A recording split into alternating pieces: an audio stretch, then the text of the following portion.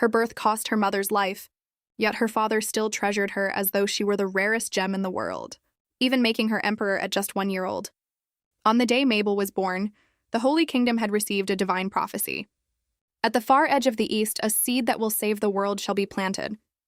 Because of this, she was showered not only with her family's love, but with the adoration of people from other nations as well. Yet her past life had been utterly miserable. Her father, a man with a criminal record, drank and gambled every single day. Her mother, unable to cope, had abandoned her and left. Her father, buried in debt for years, kept hounding her, even stealing the tuition money she'd worked so hard to save. And finally, he pushed her off the roof of a high building. Just as she was calmly accepting her fate, a remarkably gentle voice reached her ears. What an adorable little thing. Already grown so much in just a few days. She guessed she must have been reborn, and from the conversations of everyone around her, she confirmed that she had become the princess of a foreign land. Being born with a silver spoon in her mouth should have been a blessing, but the fact that her birth had drained her birth mother's life force to death made her assume, quite reasonably, that her father was bound to be cold and resentful toward her. Even so, Mabel didn't particularly care. Given how tragic her family experience had been in her previous life, she had already given up hoping for any real affection in this one. What she never expected was that whenever the emperor, her father, looked at her, his eyes were filled with nothing but doting affection. Even a chance moment of eye contact would fill him with joy, and he would reach out to gently stroke her head, praising how clever she was to recognize her father at such a young age. Yet none of it moved Mabel in the slightest. After all, she had once been treated like a priceless treasure before, too. Everything had changed after that, which was why she believed nothing lasted forever. What she didn't know was just how unwavering her father's love for her truly was. As it turned out, this continent was home to 3 great powers. The first was the Empire of Eminor, where she currently resided, also known as the Kingdom of Offi. The second was the hostile nation of Deblin, and the last was the neutral Holy Kingdom. In this world where everyone worshipped the divine, the Holy Kingdom was regarded as the god's representative on earth and held immense authority. Now, having identified Mabel as the seed spoken of in the prophecy, they sent letters every single day demanding she be brought to the Holy Kingdom.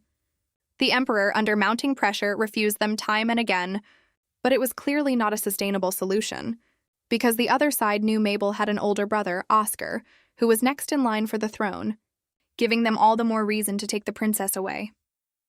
Just as the emperor was racking his brain over how to respond, the eldest prince, Oscar, burst into the room demanding, "When exactly are you going to agree?" To everyone's surprise, what Oscar meant was permission to see his little sister, Mabel. He had waited an entire month for this day, so excited he couldn't sleep the night before, and had even ended his swordsmanship lesson early that morning. The emperor had originally intended to refuse, but seeing how crestfallen the boy looked, he decided to let the 2 siblings meet after all, reasoning that his daughter was still too young to remember him anyway. Before long, the 2 arrived at the princess's chamber.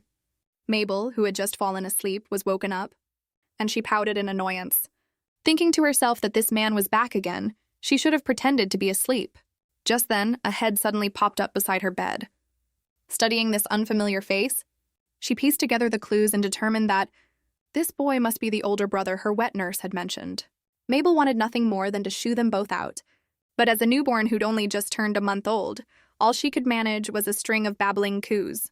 Oscar grew wildly excited, insisting she was calling out for her big brother, while the emperor, not to be outdone, argued she was clearly saying "Papa." Mabel was completely speechless. All she could do was stare at her wet nurse for help, but the nurse assumed she was simply hungry. Desperate to get the 2 men to leave, Mabel nursed as fast as she possibly could, which backfired spectacularly, delighting the emperor even further, and making him want to feed his daughter himself.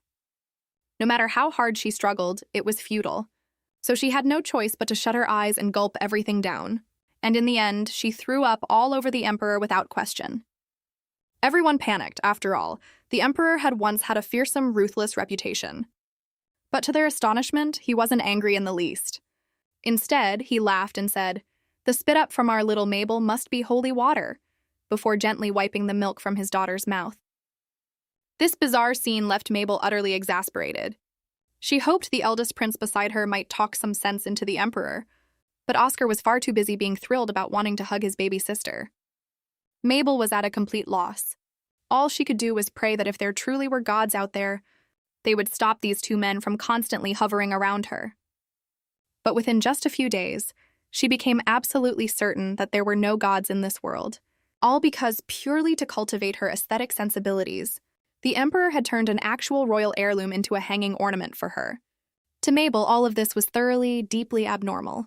All she wanted now was to grow up as fast as possible and get out of this place. Through days of persistent effort, she had finally mastered the art of gripping things with her fingers. Next up was lifting her neck in preparation for rolling over.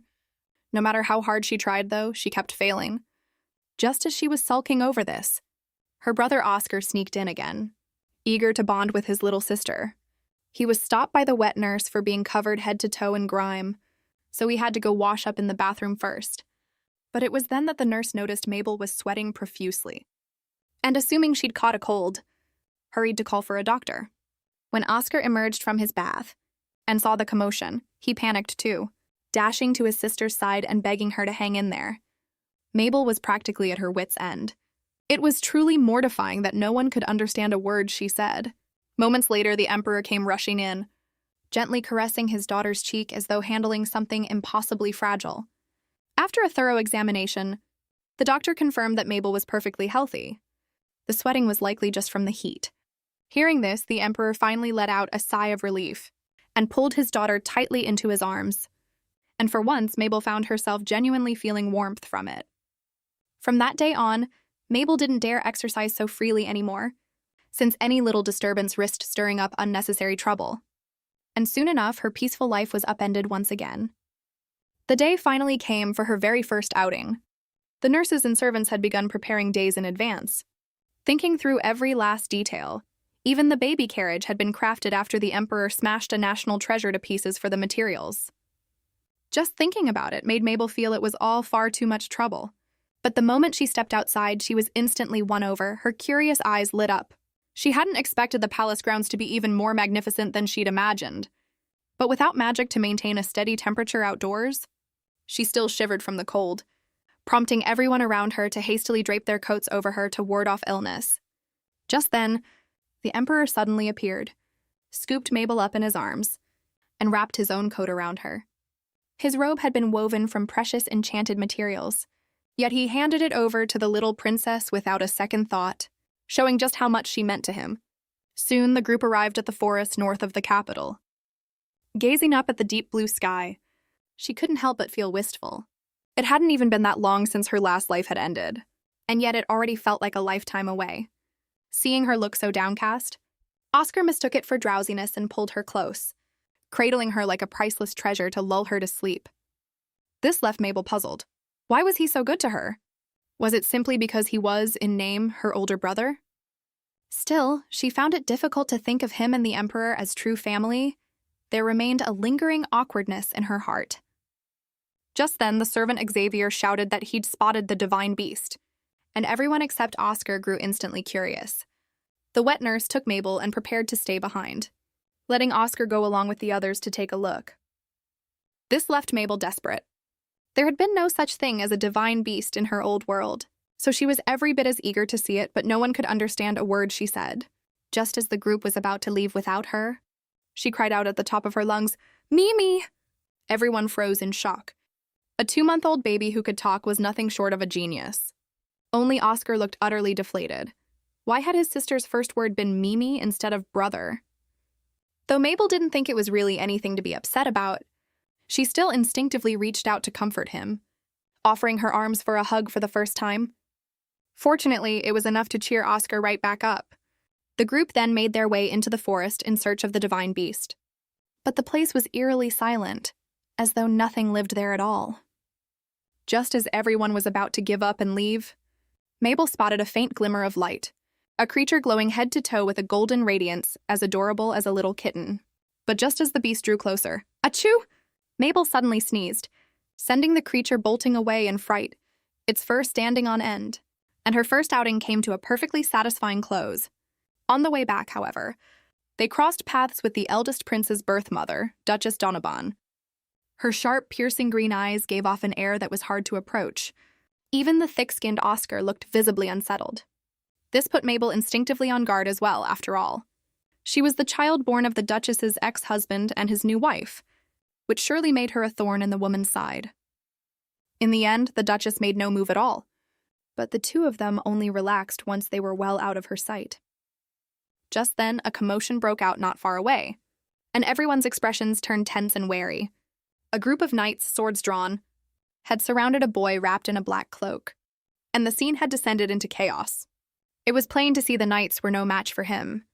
Just then, the boy's eyes met Mabel's, and in the very next instant, he collapsed, losing consciousness. As it turned out, the boy's identity was no simple matter. He was the enemy nation Deblin's most fearsome weapon, known as the Deblin Demon. During a recent battle, he had suddenly frozen in place, allowing them to capture him. And just moments ago, on the way to the underground dungeon, he had lost control and nearly started a fire. The chief aide was on edge, worried that if the Emperor found out, it would surely bring down his wrath. Yet, to everyone's surprise, when the Emperor heard that the princess was safe and unharmed, he barely reacted at all. Instead, upon learning that Mabel had shouted Mimi for the very first time in front of the divine beast, he crushed the priceless teacup in his hand on the spot, tossed aside a mountain of urgent state affairs, and rushed straight to Mabel's chamber to fuss uselessly over the attendants there.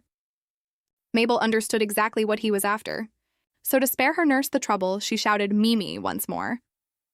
Hearing his daughter speak for the very first time, the Emperor's eyes lit up with delight, though he couldn't help but feel a little disappointed that it hadn't been Papa. What followed was an even bolder decision. He gifted the entire northern royal forest, home of the divine beast, to his 2-month-old daughter.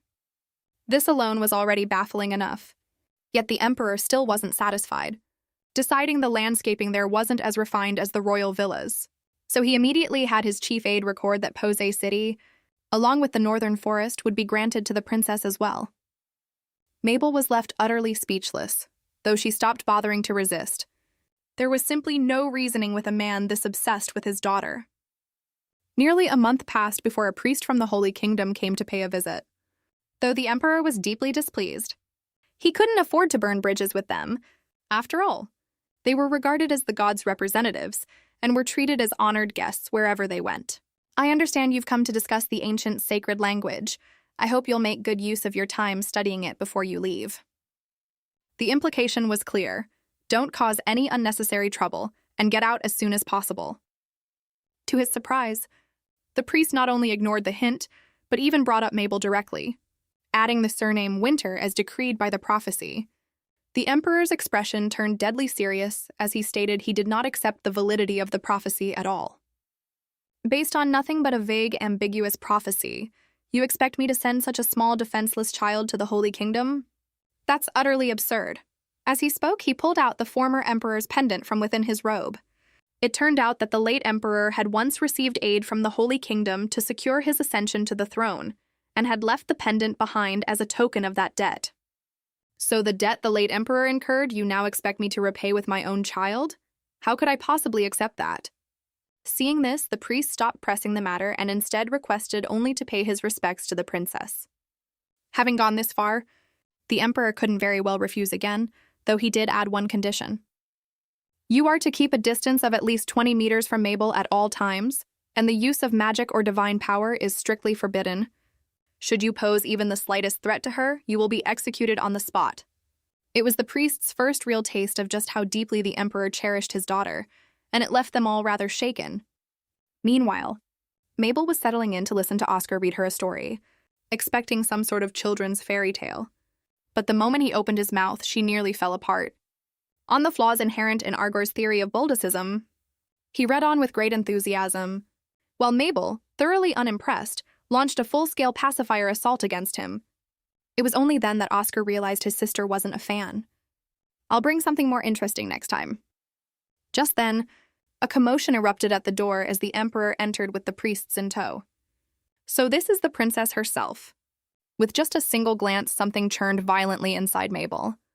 And the closer the priest came, the stronger her reaction grew. Fortunately, the Emperor stepped in just in time. Mabel is quite shy around strangers. Let's leave it here for today. The priest didn't press further, only offering a warning before he left. Deblin's movements lately have been highly unusual. They're even advancing toward the Holy Kingdom. If they're truly trying to reclaim their demon of Deblin, it could pose a serious threat to the Empire of Eminor. Please stay vigilant. With that, he glanced once more at Mabel before turning and walking away. Once the priests were gone, the uneasy feeling gnawing at Mabel's chest finally faded. Even though there had been no hostility in his eyes whatsoever, something about him had still felt strange. That night, Mabel deliberately pretended to be asleep to trick her nurse into leaving, then began secretly practicing rolling over, though it proved far too difficult for a 3-month-old body.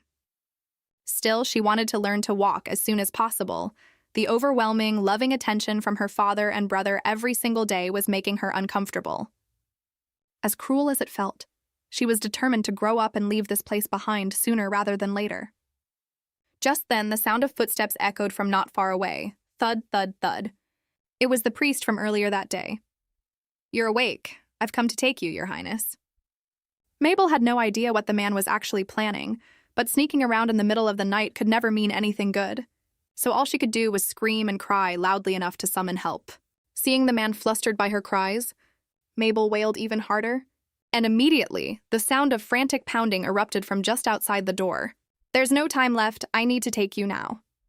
Just as the priest reached his hand toward her, Mabel, in her panic, actually managed to roll herself over, and it was at that exact moment that the Emperor burst through the door.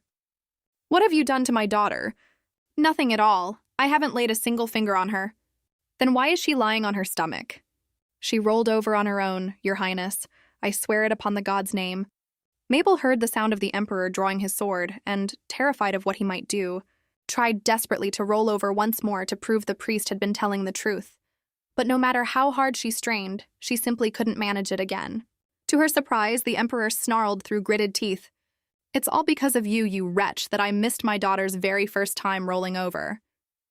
So that turned out to be the real issue. Once everything had been sorted out, the Emperor muttered to himself, "I ought to gouge that man's eyes out," sending a shudder through the entire night order. While it was perfectly normal for the Emperor to lose his temper, provoking a diplomatic incident with the Holy Kingdom would be another matter entirely. Steeling himself for the worst, the captain spoke up. "Your Majesty, I don't believe this warrants corporal punishment against the offender. You don't think so?" Mabel was in tears. That man made her cry the moment he got close. "I'd love nothing more than to tear him limb from limb, and if Mabel hadn't been born, I would have." In his heart, the knight silently cheered, "Long live the princess. Since you object so strongly, I'll spare his life for now. We'll see how the Holy Kingdom responds first. But Mabel needs a personal bodyguard, so I trust one of you will volunteer." At first glance, this seemed like the perfect excuse to dodge training duty. But in reality, it was a job that could easily cost you your life, so everyone lowered their heads at once. Just as the Emperor was about to lose his temper, a man pushed the door open and stepped inside. "I'd be honored to serve as the princess's personal guard." To everyone's shock, it was the former Empress's younger brother volunteering himself, and the Emperor accepted without hesitation. The following day, the two met for the first time. The man suddenly popped up with a broad grin, startling Mabel so badly, she spat out her pacifier. "Did the little princess get scared?" "Oh, even when you're startled, you're just too cute." Mabel was utterly baffled and thrashed about on the bed. The man looked embarrassed. "Surely I haven't already been rejected on our very first meeting." Just then, the wet nurse walked in and greeted the man. "Lord Donovan, you're here quite early." Mabel was stunned to hear this. Wasn't that the surname of the former Empress's family? The man chatted up the nurse with practiced charm. "You've grown even more beautiful since I last saw you. Just thinking that I'll get to see you every day from now on fills me with joy." "Ha, you're as sweet-talking as ever.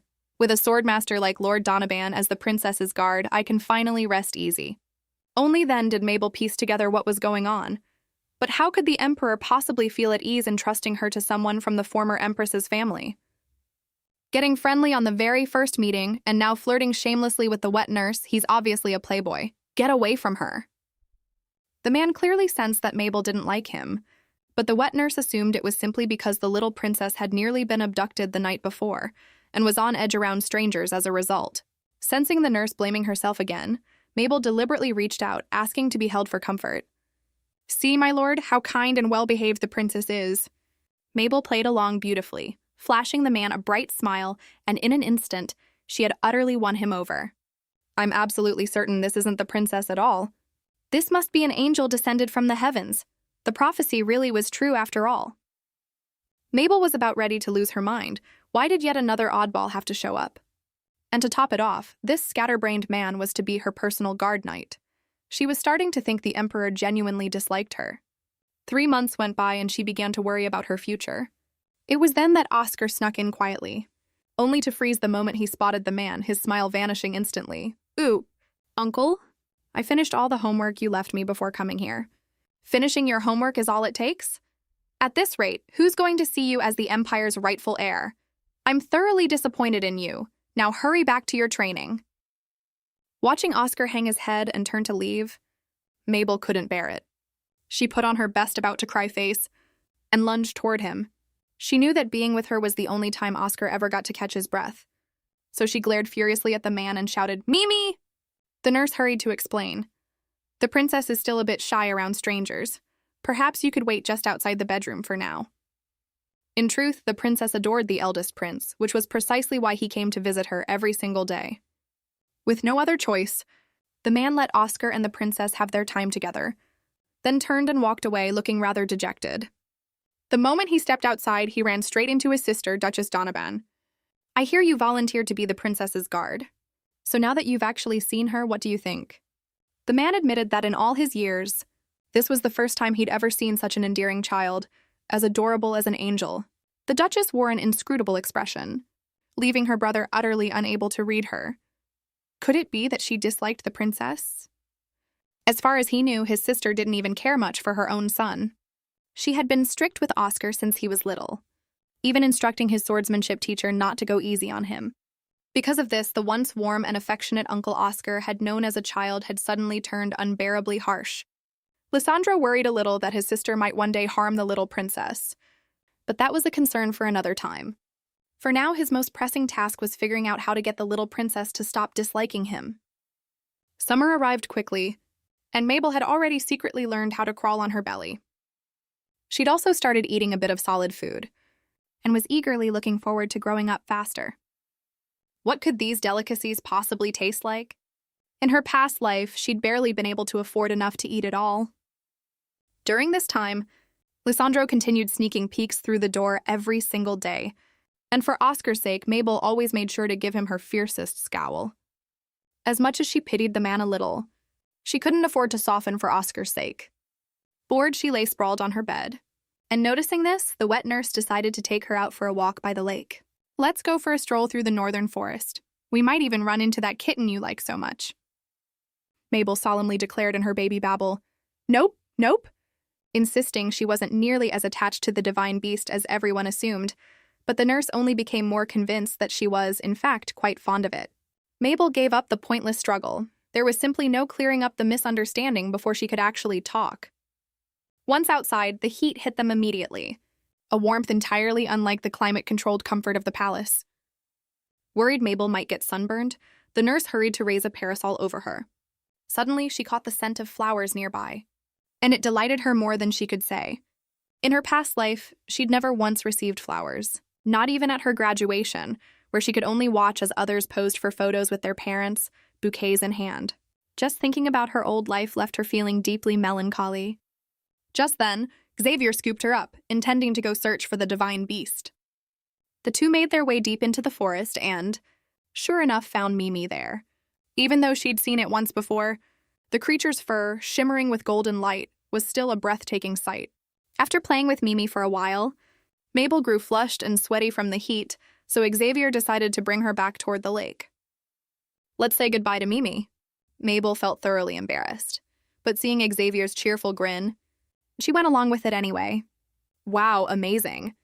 The people around her always went out of their way to praise even the smallest things, and Mabel still hadn't quite gotten used to it.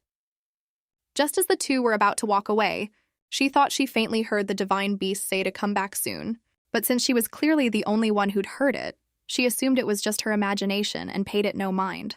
Feeling a bit mischievous, Mabel deliberately pointed in random directions, making Xavier run laps around the lake, which in turn forced Lysandro to circle from a distance too, secretly keeping watch over them the whole time. Eventually, Xavier collapsed from exhaustion. "Your Highness, could we take a short break?" Taking advantage of the moment when no one was watching her, Mabel began secretly practicing crawling. As she crawled farther and farther away, she suddenly spotted something black poking out of the bushes, a belt. Curious, she pushed the grass aside to take a look, and to her shock, it was the demon of Dublin. She was deeply confused. Why was this boy here of all places? Had he escaped from prison? Seeing him covered in blood, Mabel felt a pang of worry. She hadn't expected the Empire to actually torture a child like this. It seemed far too cruel. Mabel wanted to help wipe the blood away, but given her current body's limitations, she could barely manage to crawl a few steps, let alone speak. Just then, the nurse noticed she had crawled too far and called for Xavier to bring her back. Mabel panicked. No one could be allowed to discover the boy, so she grabbed leaves off the ground trying to hide him. But just then, the boy's eyes suddenly snapped open. As their gazes locked, Mabel felt as though she were about to be pulled straight into those crimson eyes. With Xavier drawing closer and closer, Mabel hurried away and let herself be carried back. It was the only thing she could do, and she could only hope the boy would be safe. In truth, the boy had been conscious the entire time. Everything before this had felt like a dream, a very long, endless dream, one in which he'd felt like nothing more than a walking corpse, utterly unable to control himself, doing nothing but slaughtering everyone in his path without distinction between friend and foe. By the time he came to his senses, he found himself locked in a dungeon. He used his magic to shatter the seal, knocked out the guards, and broke free. He had spent so long trapped in a hazy, half-conscious state that today marked the very first time he truly felt lucid. So he decided to rest here for a while. His body would heal itself before long anyway. When Mabel had first appeared, he'd kept his eyes shut, assuming she was nothing more than a small rabbit. No threat to him, and that she would wander off on her own soon enough. But quite a while passed, and just as he was about to shoo her away, leaf after leaf drifted down onto his face. And when he opened his eyes, he found himself staring into that pair of blue eyes. Just like the last time they'd briefly crossed paths, he found himself fully lucid again. Even the restraints binding him from within loosened. Who exactly was this child to hold such immense magical power? That night, once they returned, Mabel came down with a raging fever. "Your Highness, perhaps you caught something in the rain on the way back." "Your Highness, you bathed and changed clothes the moment you got in." At first, everyone assumed they were simply overreacting, but to their disbelief, she had genuinely caught a cold in the middle of summer. This threw the entire palace into a panic. The Emperor, most of all, absolutely sick with worry. He couldn't bear the thought that such a small child, even with something as minor as a cold, must be suffering terribly, and he wished more than anything that he could take her place. Even though the palace physicians assured him she'd recover quickly once the fever medicine took effect, the Emperor remained utterly consumed with worry. Just then, the chief aide burst through the door in a flurry, shouting, "Your Majesty, this is bad. I have urgent news to report." The Emperor was ready to explode on the spot. "How dare you make such a racket and disturb Mabel's rest?" Though the aide sensed this wasn't going to end well, the matter was far too critical to delay. "The demon of Dublin has escaped from prison." The magical seal was supposed to be inescapable, but he managed to knock out the guards and flee. We tracked the trail of blood all the way to the northern forest before it disappeared entirely. Hearing this, the Emperor recalled that the northern forest was exactly where Mabel had gone for her walk that day, and he felt an enormous wave of relief that his daughter hadn't crossed paths with the demon. What he didn't know was that it was precisely because Mabel had covered for the boy that he hadn't been discovered. "Seal the city gates immediately. No one is to enter or leave without authorization. Deploy 20 times the usual guard to protect Mabel's chambers, and conduct a thorough search centered on the northern forest where the trail went cold." Once everything had been arranged, the Emperor sent everyone else out of the room and stayed by Mabel's side himself. Deep down, he knew that setbacks like this were simply part of a child growing up, yet he still felt utterly defeated by it. Even ruling over the largest, most powerful nation on the entire continent, he still couldn't protect the one thing that mattered most. He thought back to his wife, Sina, and the agonizing scene of her difficult labor, how she'd begged him to save their child no matter what. There wasn't a single day since then that he hadn't regretted something. But it was precisely because of that past that he wanted more than anything to protect Mabel and let her grow up safely. Yet today had left him feeling utterly powerless, even tempted for a fleeting moment to give up entirely. Just then, Mabel's small hand happened to brush against his. and it was enough to snap him back to his senses, pulling him back together. "I'm your father, so I will always protect you, no matter what." In her feverish, delirious state, Mabel drifted back to memories of her past life. Sick and struggling, she had scrounged through the house for expired medicine, and with no water even to swallow it with, she'd had no choice but to force it down dry, choking through the pain.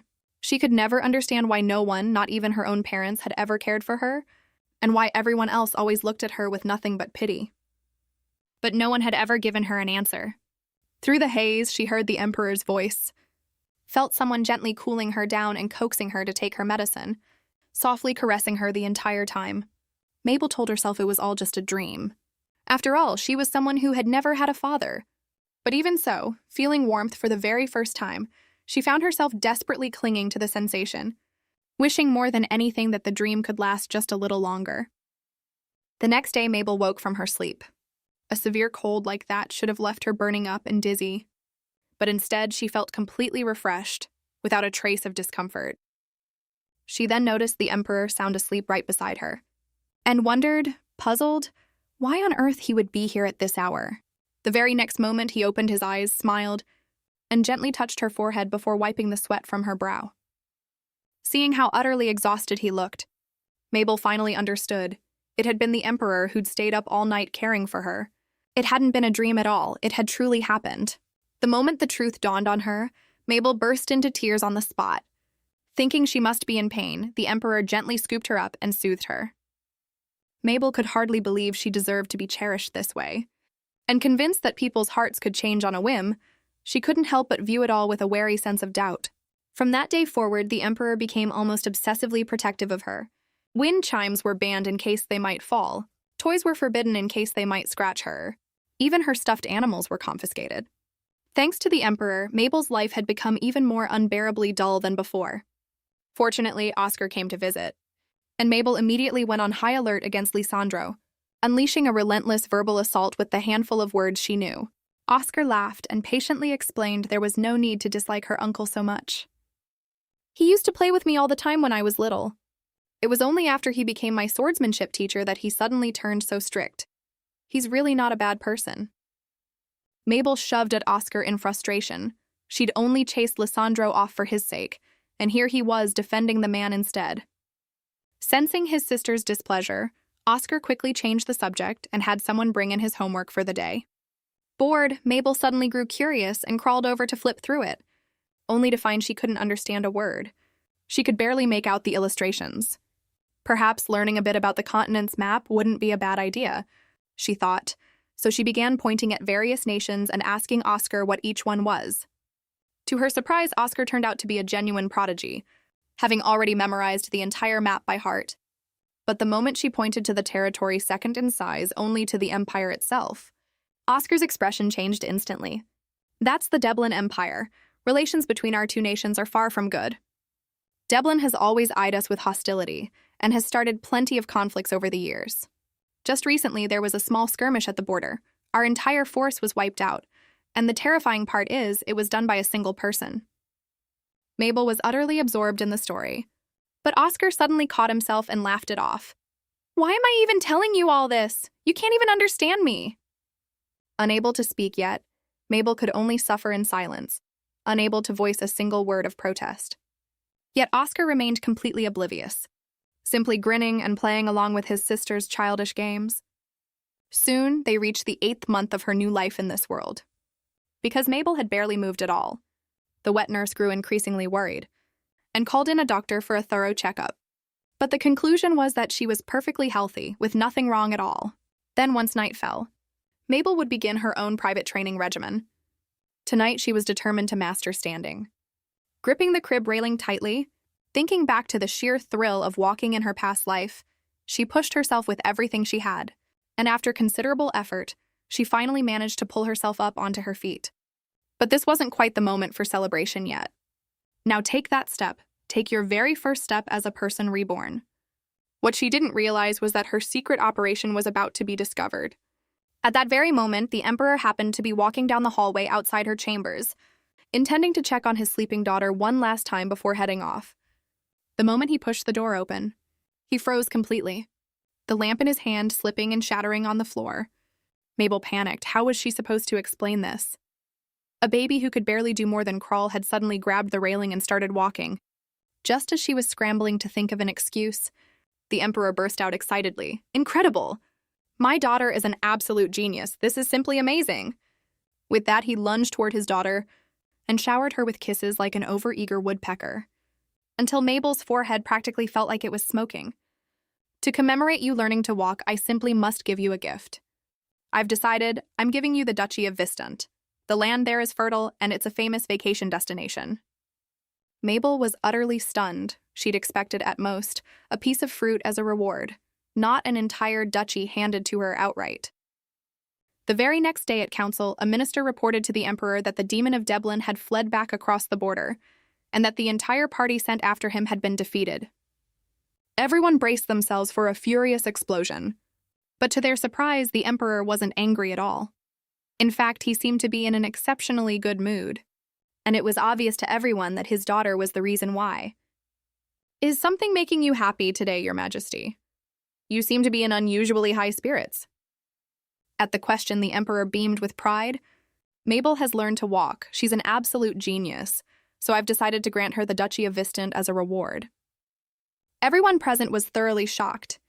That had been the reward the Emperor himself received back when he was still Crown Prince, a strategically vital territory in terms of both politics and diplomacy. With the little princess's first birthday only a few months away, no one could even imagine how extravagant the celebration would be, or what this princess, who had never once been seen in public, actually looked like. Once the meeting ended, the Emperor set aside the paperwork he needed to handle and hurried toward his daughter's chambers, only to be stopped in the next moment by Marquis Gardenia. Your Majesty, will you finally let me see the princess now? Marquis Gardenia had been requesting to see his own granddaughter, and it left the Emperor thoroughly displeased. The man had been going on about it nonstop for 3 months since Mabel was born, and just when things had finally quieted down, here he was again. It's already been 8 months. Surely you can let me see her now. Mabel is still far too young, but you just said yourself that she can walk. Hearing this, the Emperor genuinely wanted to slap himself for getting carried away and blurting that out earlier. And besides, isn't the princess the rightful heir to the Gardenia family? What a headache! Everyone, it seemed, wanted to steal his precious daughter away, and that was simply out of the question. Still, refusing endlessly without any real reason wasn't a sustainable approach either. Perhaps letting him see her just once would spare a great deal of future trouble. I'll arrange a specific date for your visit. Satisfied at last, the Marquis took his leave. Seeing him go, the Emperor was reminded of how fiercely the man had once opposed his courtship of Sina. No matter how he looked at it, the old man was simply insufferable. A week flew by, with the attendants tirelessly taking turns helping Mabel practice walking, until both of them collapsed from exhaustion. Suddenly, a scolding voice rang out from behind, and Mabel knew right away that something important must be happening, for the nurse to be snapping over something as trivial as clothing. Turning around, she saw an unfamiliar elderly man standing behind the nurse, his face warm and kind, beaming as he introduced himself to Mabel.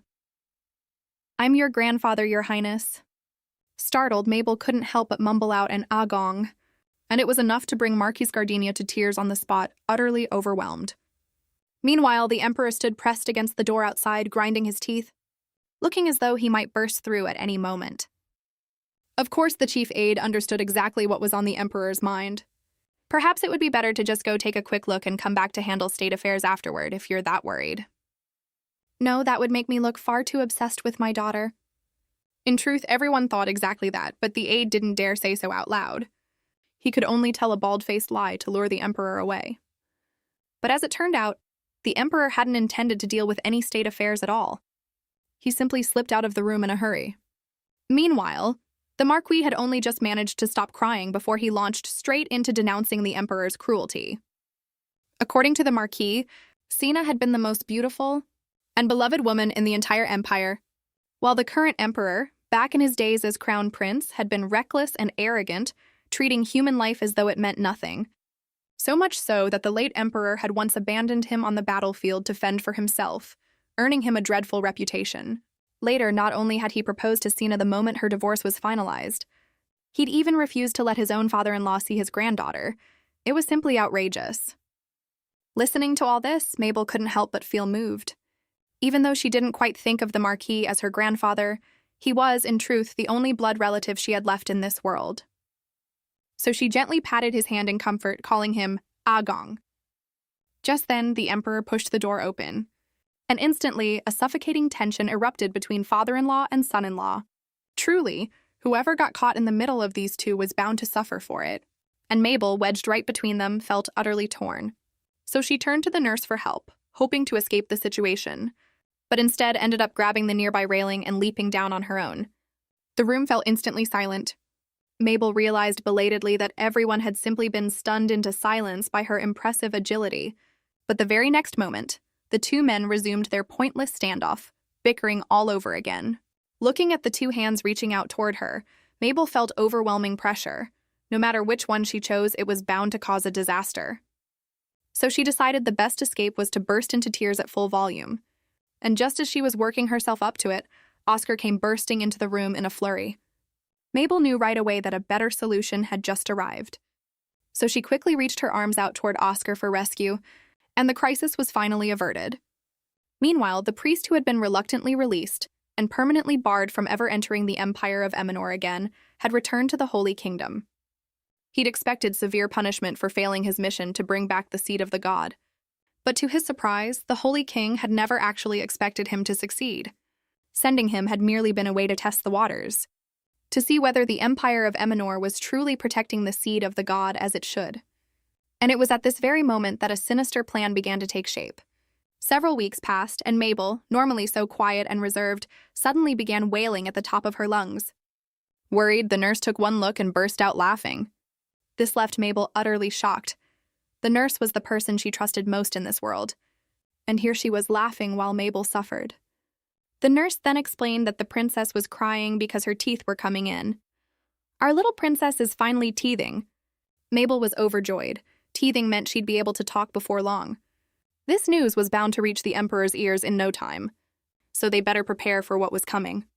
Mabel still found it hard to believe. But the very next second, the Emperor made his dazzling entrance. "My precious daughter is finally teething.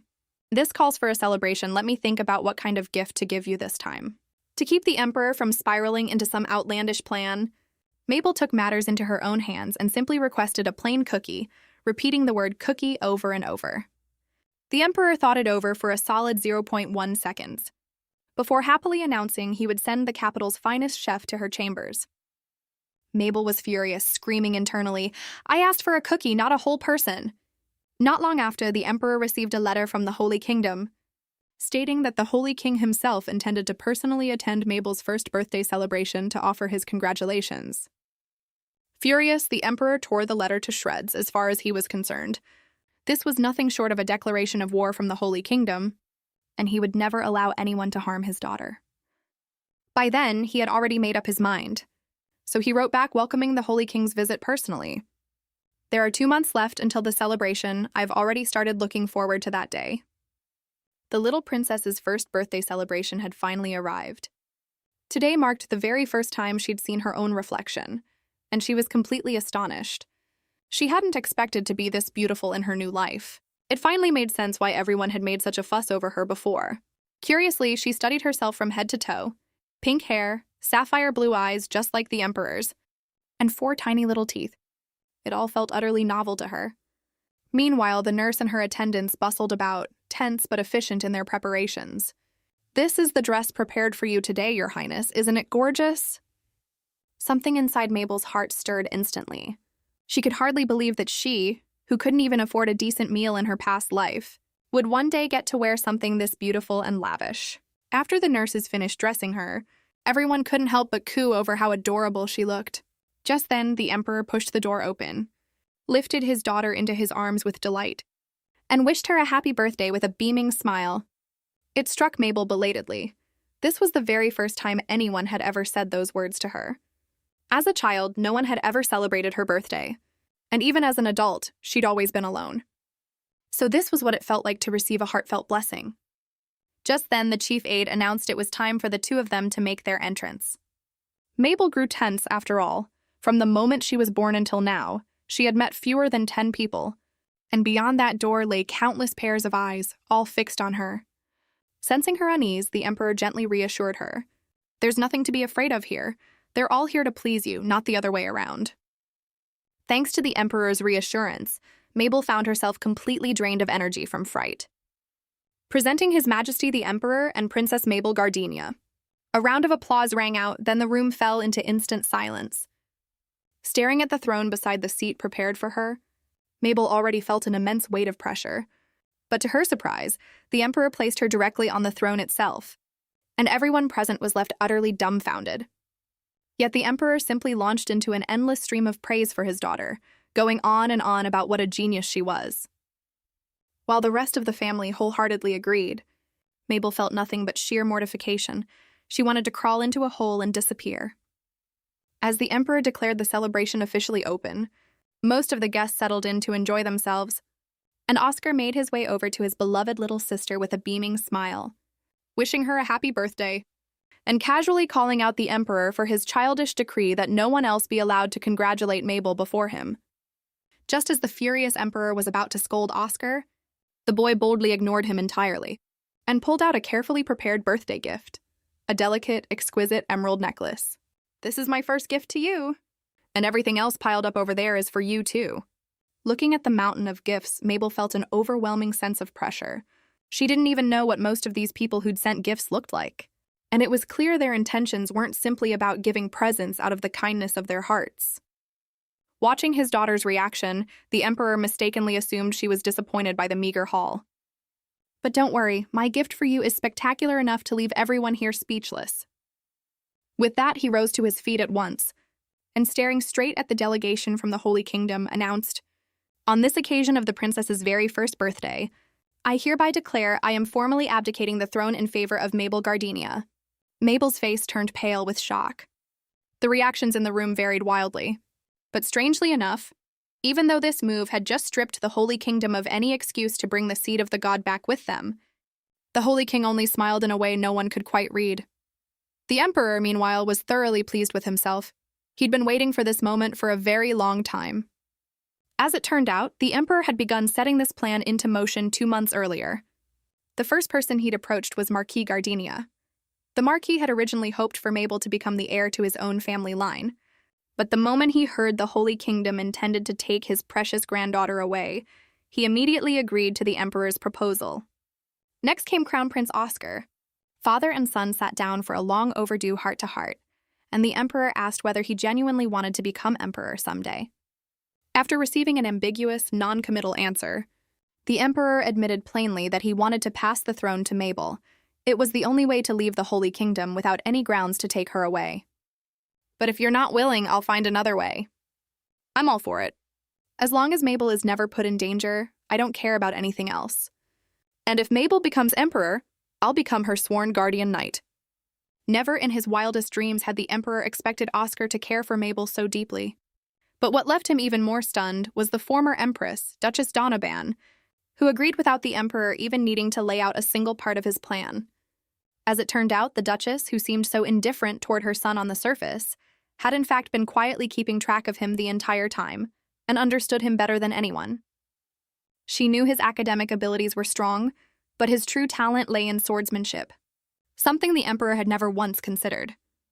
With that settled, all that remained were the court ministers, who, though initially filled with unease, held their tongues once they learned state affairs would continue to be handled by the Emperor himself as before. Back at the celebration, the Emperor stared down the Holy King with open defiance, and the room erupted into an uproar.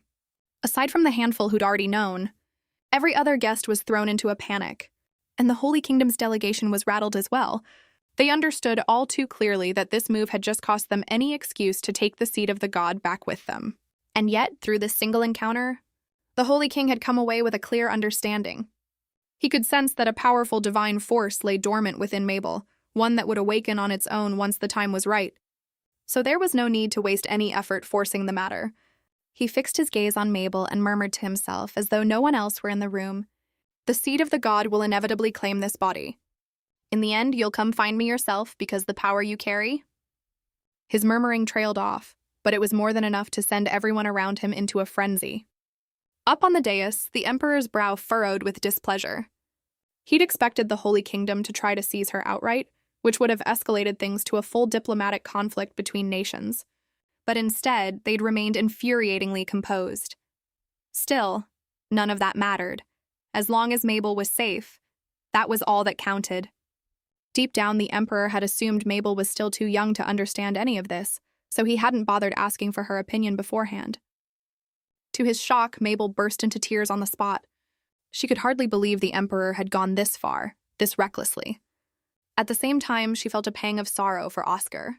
He had spent every single day studying tirelessly to prepare for the throne, only to have it all stripped away with a single sentence. Left with no other option, the emperor had the nurse take her back, and Mabel cried the entire day away in misery. By the next morning, her eyelids were swollen from crying. She couldn't understand why the emperor had done this. Was it because her grandfather saw her as his heir? And the emperor and her grandfather simply didn't get along? But everyone had seemed so calm during yesterday's announcement, which meant there was only one explanation. They had planned this together in advance. Realizing this, Mabel broke down all over again. It seemed she was the only one who'd been kept in the dark the entire time. The two men in the room grew flustered, utterly unsure of what was happening, and could only hold her while guessing wildly at the cause. It was then that Mabel realized, if she was going to be angry, she should direct it at the true culprit behind all of this. So she strained to form the word, calling out, "Papa," even though it came out as "Papa." It was clear enough for anyone to understand. The maid who understood immediately scooped Mabel up in excitement and rushed to find the emperor. The two arrived at the entrance of the dining hall, where Mabel squirmed in displeasure, insisting on walking on her own 2 feet, determined to make her entrance with as much authority as possible. But the sight of her wobbling unsteadily while calling out "Papa" instantly won the emperor over completely. What a sweet, precious little daughter she was. Except, in reality, it was the exact opposite. "You must have missed your papa, is that why you came?" Though Mabel kept swinging her tiny fists at him, the emperor didn't feel a thing. If anything, it was Mabel's own hands that ended up hurting from the effort. The emperor was practically moved to tears just holding his daughter, which only made Mabel angrier. This wasn't revenge at all. It wasn't even enough to count as a tickle. Delighted, the emperor brought out ice cream to reward his precious daughter, and the furious Mabel was instantly bribed into submission. But then she suddenly remembered the real reason she'd come, so she angrily raised her tiny fist and struck him again, shouting, "Hate you, Papa!" before storming off in a huff. The emperor sat frozen in shock, turning to his chief aide in disbelief to ask what exactly he had just heard. From that day on, whenever the emperor came to visit, Mabel would throw a screaming fit until he left, a behavior that cut the emperor to the core. And the reckless Lysandro couldn't resist teasing him further, welcoming him to the Mabel Haters Club, which left the emperor thoroughly furious. A long while passed, before Oscar came to visit one day. Mabel stared at him intently, feeling a deep sense of guilt. Because for all this time, Oscar had endured brutal, grueling lessons for the sake of the throne, and now, with just a single decree from the emperor, all his effort had been rendered meaningless. Sincerely, Mabel said, "Sorry." But Oscar didn't understand what she meant, so she tried again, saying, "Hate emperor." "Do you mean you hate father?" Mabel shook her head. "Then do you mean you don't want to become emperor?" "Mm-hmm." Oscar fell silent, which left Mabel deeply troubled, certain he must be hurt by this. But the very next moment, Oscar leapt up with excitement instead, thrilled that his sister, so young, could already understand what he was saying. She truly was a genius. He pulled Mabel into his arms and gently reassured her. "So you don't want to become emperor either. But there's nothing to be done about it. This is a way of protecting you. You don't have to feel sorry toward me, honestly. I never wanted to become emperor. If anything, being able to stay by your side and help you makes me genuinely happy. I'll explain everything to you properly once I get the chance." Around the same time, the emperor received news of a mining dispute that had broken out in the south. According to the report, Duke Javier, who had gone to investigate the southern mines, happened to be on his way back at that very moment, a coincidence that made the emperor suspicious he might be involved somehow. Unfortunately, the old fox never got his own hands dirty. He preferred instead to manipulate other nobles and let them destroy themselves. The emperor's fury left everyone in the room too terrified to even breathe, and he found himself overwhelmed with rage on the spot. Everyone present grew increasingly tense, But to their surprise, he simply muttered to himself, "I need Mabel." Every face in the room shifted from worry to confusion. The chief aide double-checked and triple-checked, unwilling to believe what he'd just heard, and though the Emperor irritably told him to be quiet, the aide couldn't help but feel a bit of sympathy for his short-tempered ruler. After all, he'd poured his whole heart into fatherhood only to be treated so coldly by his own daughter. The Emperor's expression suddenly turned dark and menacing, as though he were about to drag the man outside and have him executed on the spot. To save his own neck, the aide hurriedly blurted out useful information. "The princess has been taking a walk every day lately." The moment he heard this, the Emperor's expression instantly softened, and he snatched up his coat and rushed out the door. Yet, after everything that had happened recently, he only dared to watch his daughter from a distance. Even his hair had grown noticeably longer in the meantime. Unable to understand why his daughter had suddenly started hating him, his mood remained thoroughly gloomy. As Mabel played, she suddenly sensed someone watching her, but when she turned to look, whoever it was had already vanished without a trace. The Emperor had only just stepped away to meet with the coordinator of the coronation ceremony when the divine beast suddenly appeared, pouncing onto Mabel with a swoosh, and giving her quite a fright, though the feeling was a strange mix of excitement and nervousness all at once. Oscar laughed and encouraged his sister to pet the divine beast and shower it with a few compliments, and Mabel, in her baby babble, happily obliged. To her utter surprise, she suddenly heard an impatient voice. Mabel searched everywhere for its source, even wondering if she'd simply imagined it. But the voice spoke up again. "Where are you even looking? I'm right here." It was only then that Mabel realized she was actually conversing with the divine beast itself. It was almost too incredible to believe. The divine beast glared down at the bowl of cat food in front of it, and kicked it away in irritation, insisting once again that it was not, in fact, a cat. "I am the god's envoy, born specifically to serve as your aide. Now that you understand, go fetch me something actual people can eat." Mabel's eyes were full of doubt, which only made the creature stomp its feet in fury. Just then, the nurse suddenly appeared and put an end to the day's walk, explaining that they needed to take measurements for the princess's coronation dress and had a busy schedule ahead. Behind them, the divine beast let out a pitiful, mournful cry. On the way back, the two of them happened to cross paths unexpectedly.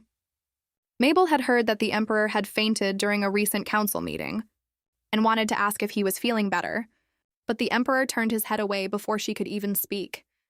Something in Mabel's heart ached a little, though she brushed it off as only natural. After all, no parent could love a child like her, one who never smiled and refused to be held. In truth, though, it was because of what his daughter had told him last time, that she hated him, that the Emperor had forced himself to resist the urge to run straight to her. He could only hope the two of them would clear up the misunderstanding soon. A month passed in this manner. One day, still half asleep, Mabel suddenly heard a great deal of noise around her, and when she opened her eyes, she realized she wasn't in her own room at all. Instead, standing before her was the Emperor, whom she hadn't seen in a month, not since her birthday. Why was he dressed so formally today? Puzzled, Mabel looked around, and found herself surrounded by a crowd of nobles and ministers, with a diamond-encrusted crown resting nearby. Could this possibly be a coronation ceremony to claim the throne? She was furious. She'd made it perfectly clear she didn't want to become emperor, so why was everyone still so carelessly deciding the course of her life for her? Without hesitation, Mabel charged forward on her tiny legs, and, in her still imperfect pronunciation, declared, "Emperor, no!" before kicking over the stool holding the crown. Even that wasn't enough to satisfy her, so she kicked the crown itself as far away as she could manage. Everyone in the room froze in stunned silence, and even Mabel began to wonder if she'd gone a bit too far. But to her astonishment, a round of applause suddenly broke out. The princess truly lives up to her reputation. That single kick, they decided, was a bold display of resolve, proof she would never bend to flattery or corruption, and that she was destined to become a wise and just ruler. The Emperor beamed with pride as he praised his daughter, gently placing the newly commissioned crown atop her head. Of course, a proper crown had to be custom-made for the new emperor. Everyone present cheered and offered their congratulations on the emperor's ascension, while Mabel could only conclude that this nation was utterly doomed. To think they'd actually let a child this young become emperor. Not long after, she was carried off to her new chambers, where the emperor's chief aide had already arrived, introducing himself as the one who would assist her from now on. Mabel, utterly aghast, blurted out, "No way." But the aide mistook it for, "Now hey," or something similarly harmless. "Of course you can rest today, Your Majesty. State affairs won't begin until tomorrow. The ministers will all come to pay their respects at tomorrow's morning court, so I'll see you then, Your Majesty." The baby was speechless. The baby was in shock. Mabel felt thoroughly agitated. She simply couldn't wrap her head around how anyone thought it made sense to hand state affairs to a child this young. At this rate, the nation's collapse was only a matter of time. Just then, a mischievous grin crept across Mabel's face, one wicked idea after another flooding her mind. Fine. If this nation was doomed to fall apart anyway, then she would take matters into her own hands and destroy it herself. Let's see if they'd still be so eager to keep her on this throne once she was through. Today marked Mabel's very first council meeting since taking the throne, and every minister present could barely contain their impatience. As the princess's grandfather, Marquis Gardenia was especially overjoyed, finally free to see his granddaughter without the previous restrictions. Just then, the antagonist himself, Duke Javier, strode into the room, and the two sworn rivals immediately launched into a silent, high-stakes standoff, sending a chill through everyone else in the room. Fortunately, Mabel arrived just then, and her adorable presence instantly won over every heart in the room, with everyone marveling over how the previous tyrant, Esteban, could possibly have produced such an adorably soft-hearted daughter. But the very next moment, the very tyrant they'd been discussing made his own entrance. "It seems you've all forgotten your manners. A room full of fools." Everyone deflated at once. Their hopes that the former emperor might skip this meeting had been dashed. The council session soon began, and Mabel, without question, found herself reduced to little more than a rubber stamp. It was here that she also learned the latest news about the demon of Dublin. Had she known he'd end up slaughtering people, she never would have covered for him that day. Still, the memory of his condition that day made it hard for her to simply dismiss him. The next case brought before the court was Viscountess Vincent's petition for divorce. As it turned out, the Viscount had moved his mistress into the household and banished his wife to a secondary residence, and the pregnant Viscountess, tumbling down a set of poorly maintained stairs, had lost the baby as a result. Far from showing any remorse, the Viscount had gone so far as to give his mistress's illegitimate child the Vincent family name. Hearing this, both father and daughter gritted their teeth in fury. The man is absolute garbage, a disgrace to humanity. Mabel, seething, pounded her tiny fist on the table, repeating over and over, "Death. Penalty." Everyone present, however, just stared back at her in complete confusion. After much collective effort, one minister finally managed to decode it. "Her Majesty means the death penalty." Overjoyed, Mabel nodded rapidly and reiterated her verdict, sending the whole room into fits of laughter. Even Marquis Gardenia, breaking from his usual composure, teased that her grandfather was dead too, apparently. Mabel was livid. Everyone kept treating this like a joke and brushing off her words entirely. In the end, to push through Viscountess Vincent's divorce petition, Mabel hurriedly stamped it with the seal. Back in her chambers, still fuming, she took her frustration out on her bed, pounding away at it, when suddenly a blonde-haired boy appeared out of nowhere and greeted her. Oscar immediately shoved him aside and pulled Mabel into his arms, gently soothing her, terrified she might have been startled. The boy stared, wide-eyed. Was this really Oscar in front of him? He looked like a completely different person from usual. "Hello there, sweetheart. I'm Enrique, a friend of your brother's." The very next second, Oscar drew his sword on him. "How dare you? Show the Empress proper respect." The boy immediately dropped to his knees, apologizing for his rudeness. Mabel calmly reached out and placed her hand on his head, prompting Oscar to shout, "Mabel, how could you? I want a head pat too." And so the scene descended into this thoroughly bizarre spectacle. The 1-year-old Empress was gearing up to take on the old fox everyone feared. Beneath a sky thick with dark clouds, the demon of Dublin had, rather rarely, regained his lucidity. He had no idea how long he'd spent lost in his rampage this time. As it turned out, he was bound by a curse, one that left his body neither able to die nor decay, while his very mind remained under someone else's control. He longed more than anything to break free from this quagmire, to spread his wings and soar like an eagle. Suddenly he found himself thinking of Mabel. It seemed that the moment their eyes had met, something in him had come fully awake. He couldn't help but murmur to himself, "Perhaps that child could help me. Perhaps she could finally grant me the death I've been longing for." 4 months passed by in the blink of an eye.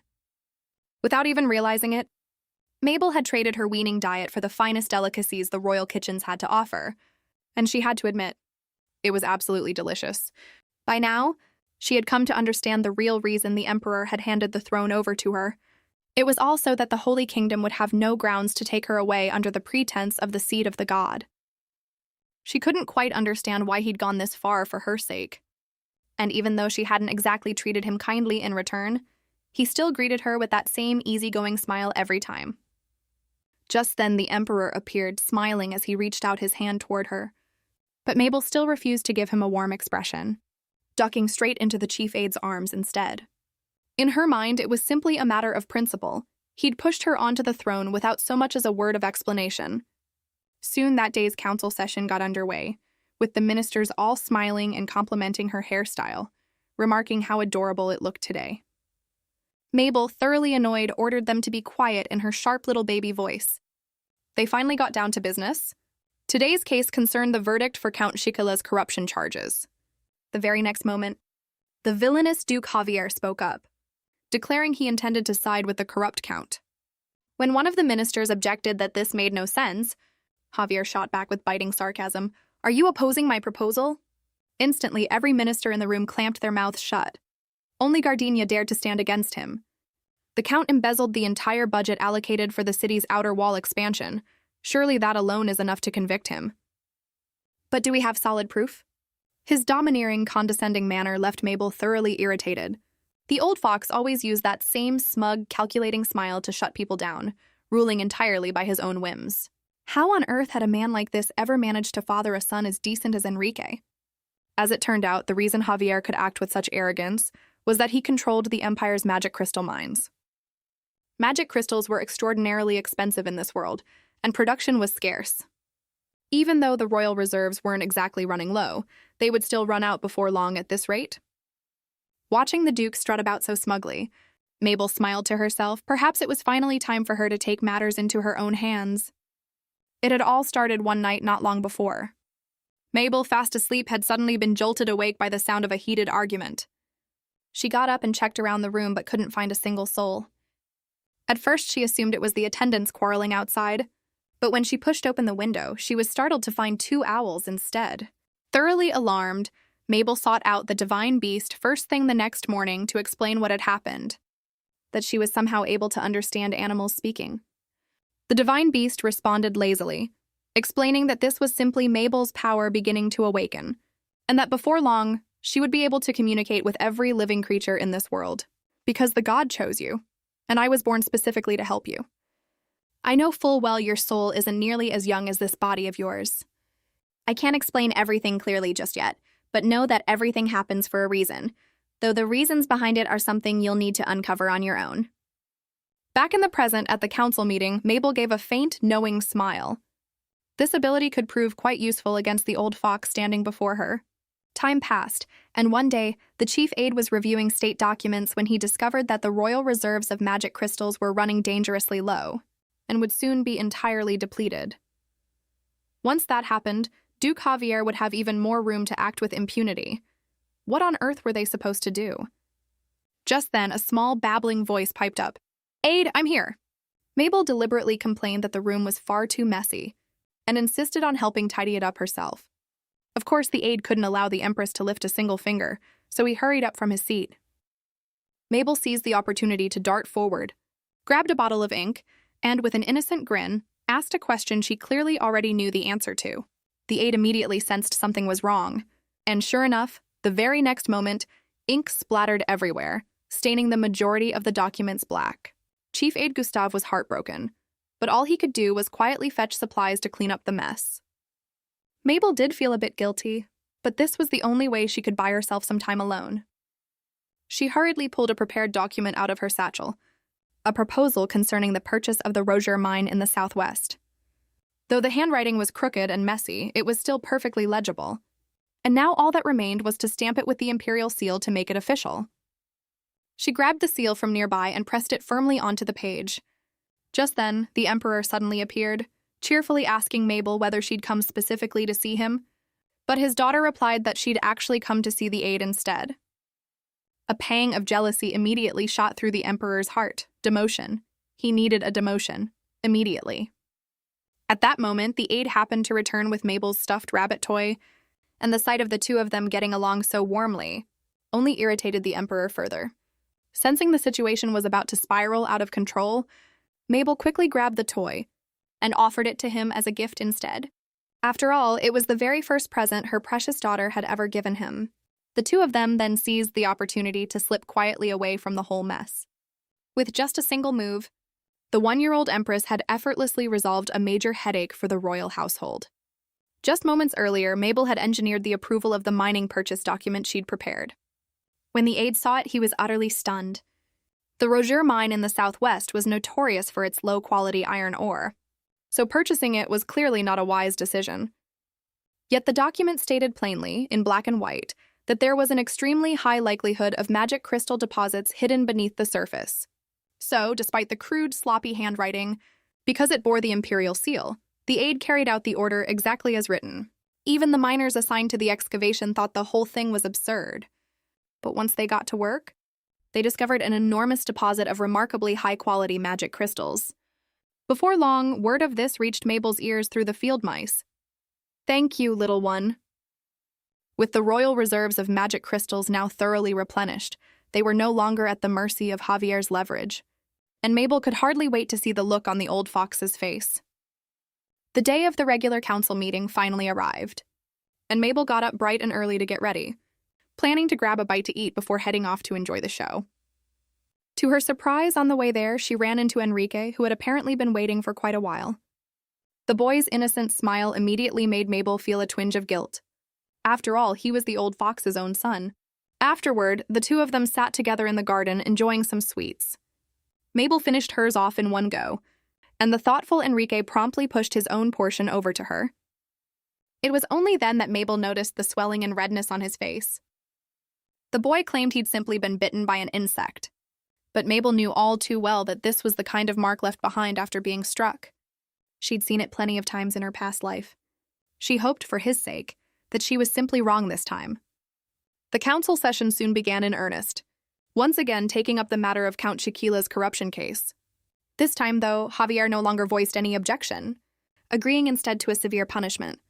Strangely enough, rather than growing anxious over this, the old fox instead turned and gave her a smile.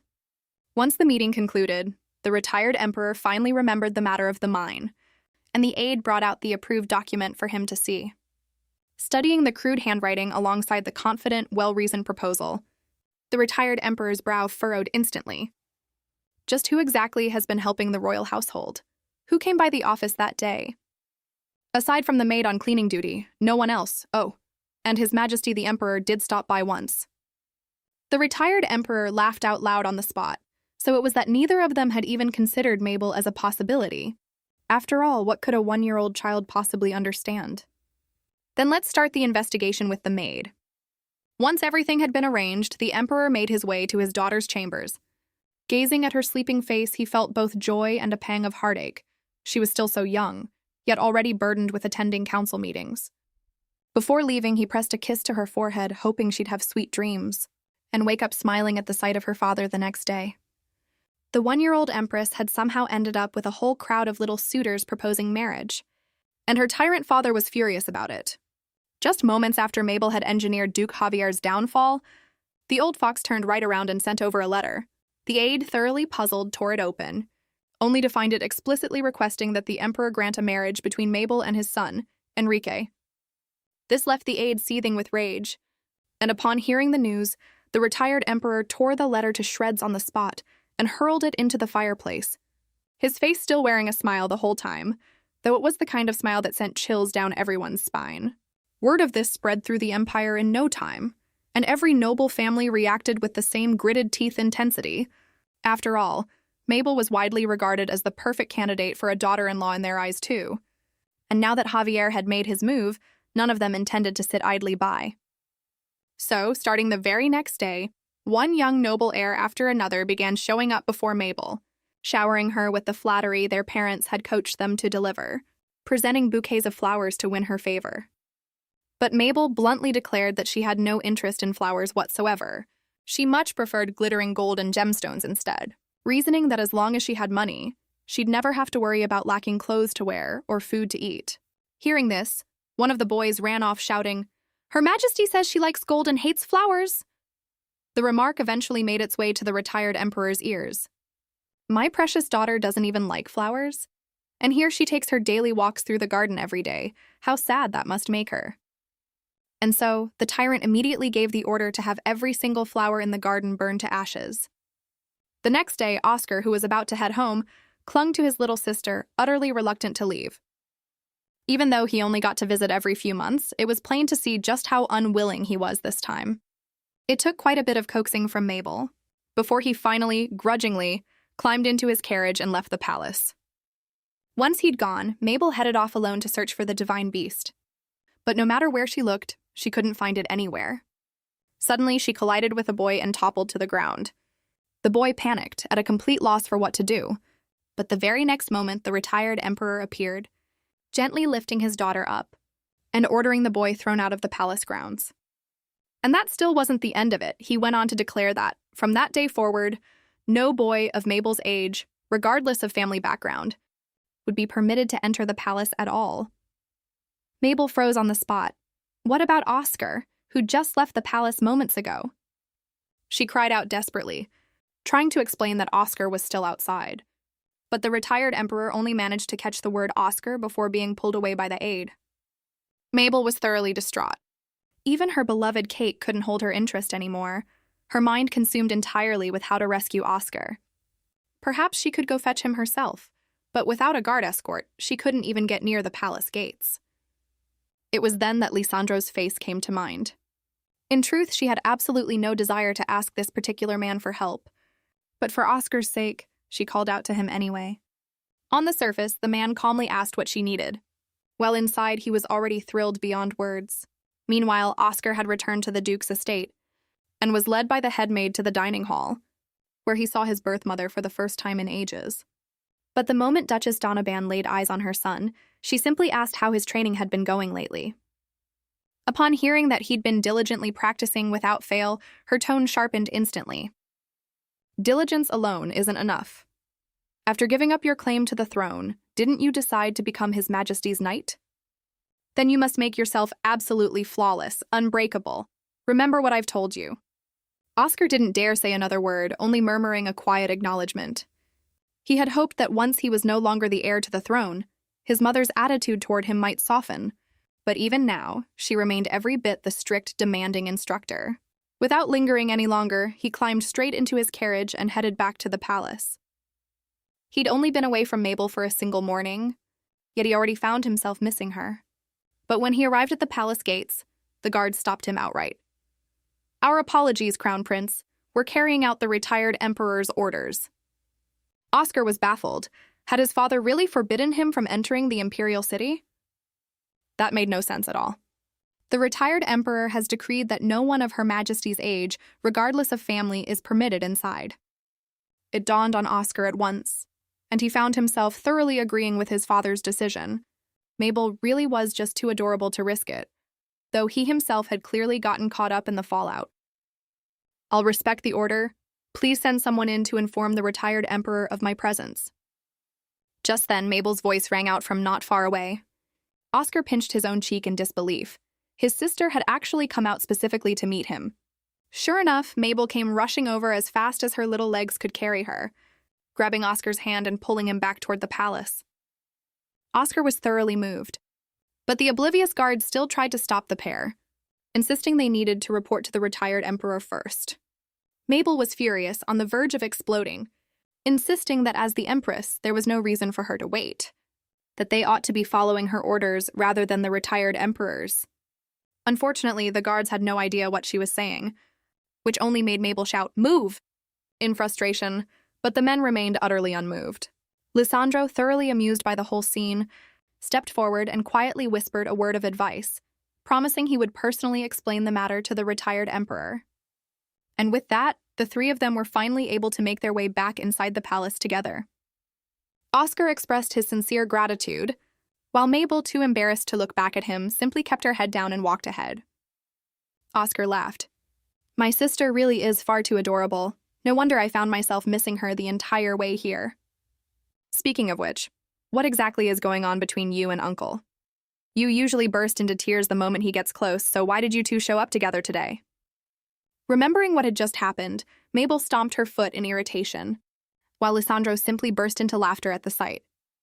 As it turned out, just a few hours earlier, Mabel had asked him to bring Oscar into the palace, and he had deliberately put on a show of great reluctance, claiming he was merely a lowly guard with no real authority to help.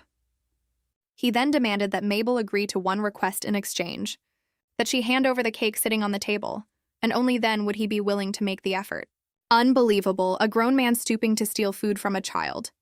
Exactly as you say, Your Majesty. If Oscar can't get in, he'll have no choice but to head straight back to the Duke's estate.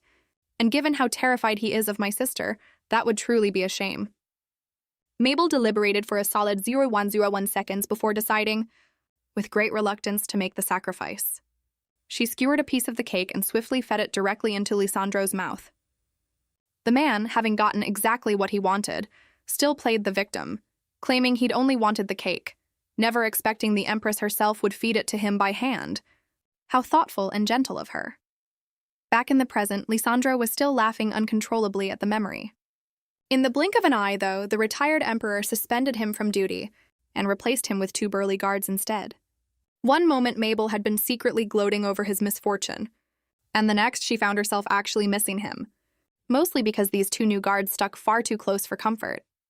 It was around this time that she ran into the old fox, Duke Javier, who had come specifically looking for her. The guards, sensing a threat, immediately stepped in to block his path. The old fox responded with biting sarcasm, remarking that they truly were fine guard dogs the retired emperor had trained well. To get back at him, Mabel deliberately played dumb, asking where the doggy was. Javier played right along, claiming it had just been over there a moment ago, but had probably run off by now. In her sweet baby voice, Mabel asked, "How could a doggy possibly run all the way over here? Duke Javier, are you an idiot?" The Duke froze for a moment, then had to force himself not to burst out laughing. After all, he hadn't come here today just to trade banter with a child. "What I actually wanted to discuss with you concerns my son." Mabel was thoroughly confused. What exactly was he trying to pull here? "Enrique is quite fond of you, Your Majesty. Do you happen to like Enrique as well?" "I do. And would you like to spend every day together with him? Living together, sharing delicious meals, reading and writing side by side?" Javier continued on, seemingly endless. Suddenly, an arrow shot through the air, narrowly missing Mabel entirely. Fortunately, one of the maids reacted swiftly, pulling her tightly into her arms just in time to dodge it. "We're under attack. Protect Her Majesty at once." The two personal guards immediately positioned themselves in front of her, bracing against the fierce onslaught. Javier appeared genuinely anxious, shouting reassurances that reinforcements would arrive any moment, and there was nothing to worry about. But the very next instant, another arrow came flying through the air, and Javier threw himself forward to shield her from it. It was only then that Mabel realized she herself was the actual target of this attack, and that if Javier hadn't been there just now, she would have been in serious trouble. Her whole body trembled with fear. She had already died once so tragically in her past life, and now that she'd been fortunate enough to be reborn, she refused to let history repeat itself. Summoning every ounce of her spiritual power, Mabel prepared to act. She called forth every hornet in the surrounding area, and instantly, a swarm of insects, dark and dense as a storm cloud, surged toward the masked assailants, throwing the scene into utter chaos. Still, this could only hold them off temporarily. Fortunately, the retired emperor, a master swordsman in his own right, arrived just in time upon hearing the commotion, sending every last assassin fleeing in terror. "After them! Don't let a single one escape!" He rushed to his daughter's side without a moment's delay, carefully checking her over for any injuries, then pulled her tightly into his arms, murmuring words of comfort. Mabel watched his anxious expression the entire time, but before she could react in any way, her body, utterly drained from the exertion, gave out, and she fainted on the spot. 3 days later, Mabel had remained in an unbroken sleep the entire time. Every examination came back completely normal, yet no one could explain why she still hadn't woken up. Through further investigation, it came to light that the incident had happened because someone had bribed the palace's barrier mage, allowing the assassins to slip inside undetected. and they had timed their attack precisely for when Lisandro, their strongest guard, had just been suspended from duty. Both father and son were convinced this was Devlin's doing, and they gritted their teeth in fury, determined to bring the perpetrators to justice, the atmosphere in the room dropping to a bitter chill. The royal physician was practically scared witless. So when exactly is Mabel going to wake up? Shouldn't that question be directed at the doctor? The two men's glares alone looked sharp enough to kill, and the physician, terrified, dropped to his knees begging for mercy, launching into an endless stream of excuses about how difficult the situation truly was. Just then, Mabel finally opened her eyes. All three men spun around in perfect unison, and father and son rushed to her side at once, anxiously asking if she felt any discomfort anywhere. The physician let out a deep sigh of relief as well. Mabel, utterly confused, felt as though she'd only dozed off for a moment. Why was everyone reacting like this? She had no idea that the 3 days she'd spent unconscious had felt, to father and son alike, like an eternity. She'd been startled half to death. In the days that followed, no matter where she went, someone was always trailing behind her, and even the number of her personal guards had increased significantly. Today, she'd finally managed, with considerable effort, to convince the two of them to let her go out and visit the divine beast. I followed the trail your hornets left when they chased down those attackers. Mabel was desperate to learn who exactly was behind it all. But to her shock, she actually knew the mastermind personally. It was none other than the old fox, Duke Javier. Mabel froze in place, because that day during the attack, Javier had thrown himself in front of her to block a sword strike. It had all just been an elaborate performance to earn her trust and deceive her. So it turned out that surviving that brush with death had been thanks in large part to this newfound power of hers, as well as the retired emperor rushing to her rescue. She had no way of knowing when the next danger might strike. So until then, she needed to train diligently to protect herself. She had to grow stronger, strong enough to eventually wield this power however she pleased. Winter arrived before long, and Mabel began spending much of her time among animals, which helped her power grow steadily stronger. She would gently extend her hand and channel her spiritual energy, and lush green grass would sprout from the ground almost instantly, delighting the small animals who feasted on it. Still, this was nowhere near enough. Growing truly powerful would take time and steady accumulation. Mabel grew increasingly anxious, knowing that only by becoming strong as quickly as possible could she ever hope to bring Javier to justice. Suddenly, a commotion erupted in the distance, soldiers shouting that they were under attack. Mabel's heart sank instantly. Could this possibly be aimed at her again? Just then, Lisandro came rushing in a panic, announcing that the demon of Devlin was attacking the imperial city and that they needed to get to safety immediately. Mabel was whisked away to the palace. Upon learning that the retired emperor had personally gone out to confront the threat, she found herself unable to stop thinking about the boy's condition the last time she'd seen him. Surely he wouldn't be killed outright this time, would he? Meanwhile, the retired emperor, having arrived to engage the enemy, found himself utterly baffled. The demon of Devlin hadn't harmed a single one of their soldiers. In fact, he had wiped out the entirety of the Devlin forces that had accompanied him. Is this some kind of trick from Balan? Why are you doing this? Because they stood in the way of what I came here to accomplish. The old emperor grew more and more confused the longer he listened, but the boy simply said, "Go! Bring me your daughter, the emperor." He demanded that the retired emperor summon the current ruler, Mabel, and the cold, blunt manner of his request instantly enraged the man. Everyone present was stunned by this turn of events. It was clear a fierce battle was about to break out. The retired emperor, a master swordsman, struck first, but it quickly became apparent that ordinary sword techniques had no effect whatsoever. Just as he was about to unleash his signature technique, Mabel suddenly appeared, crying out loudly to stop them. "Stop it! Don't fight anymore!" The retired emperor panicked. Why on earth was his precious daughter here? At the same moment, the boy also froze in place, staring intently at Mabel for a long moment. This only confirmed his earlier suspicion further. The closer he got to the imperial city of Eminor, the more lucid he became, and now he found himself in a state of complete clarity.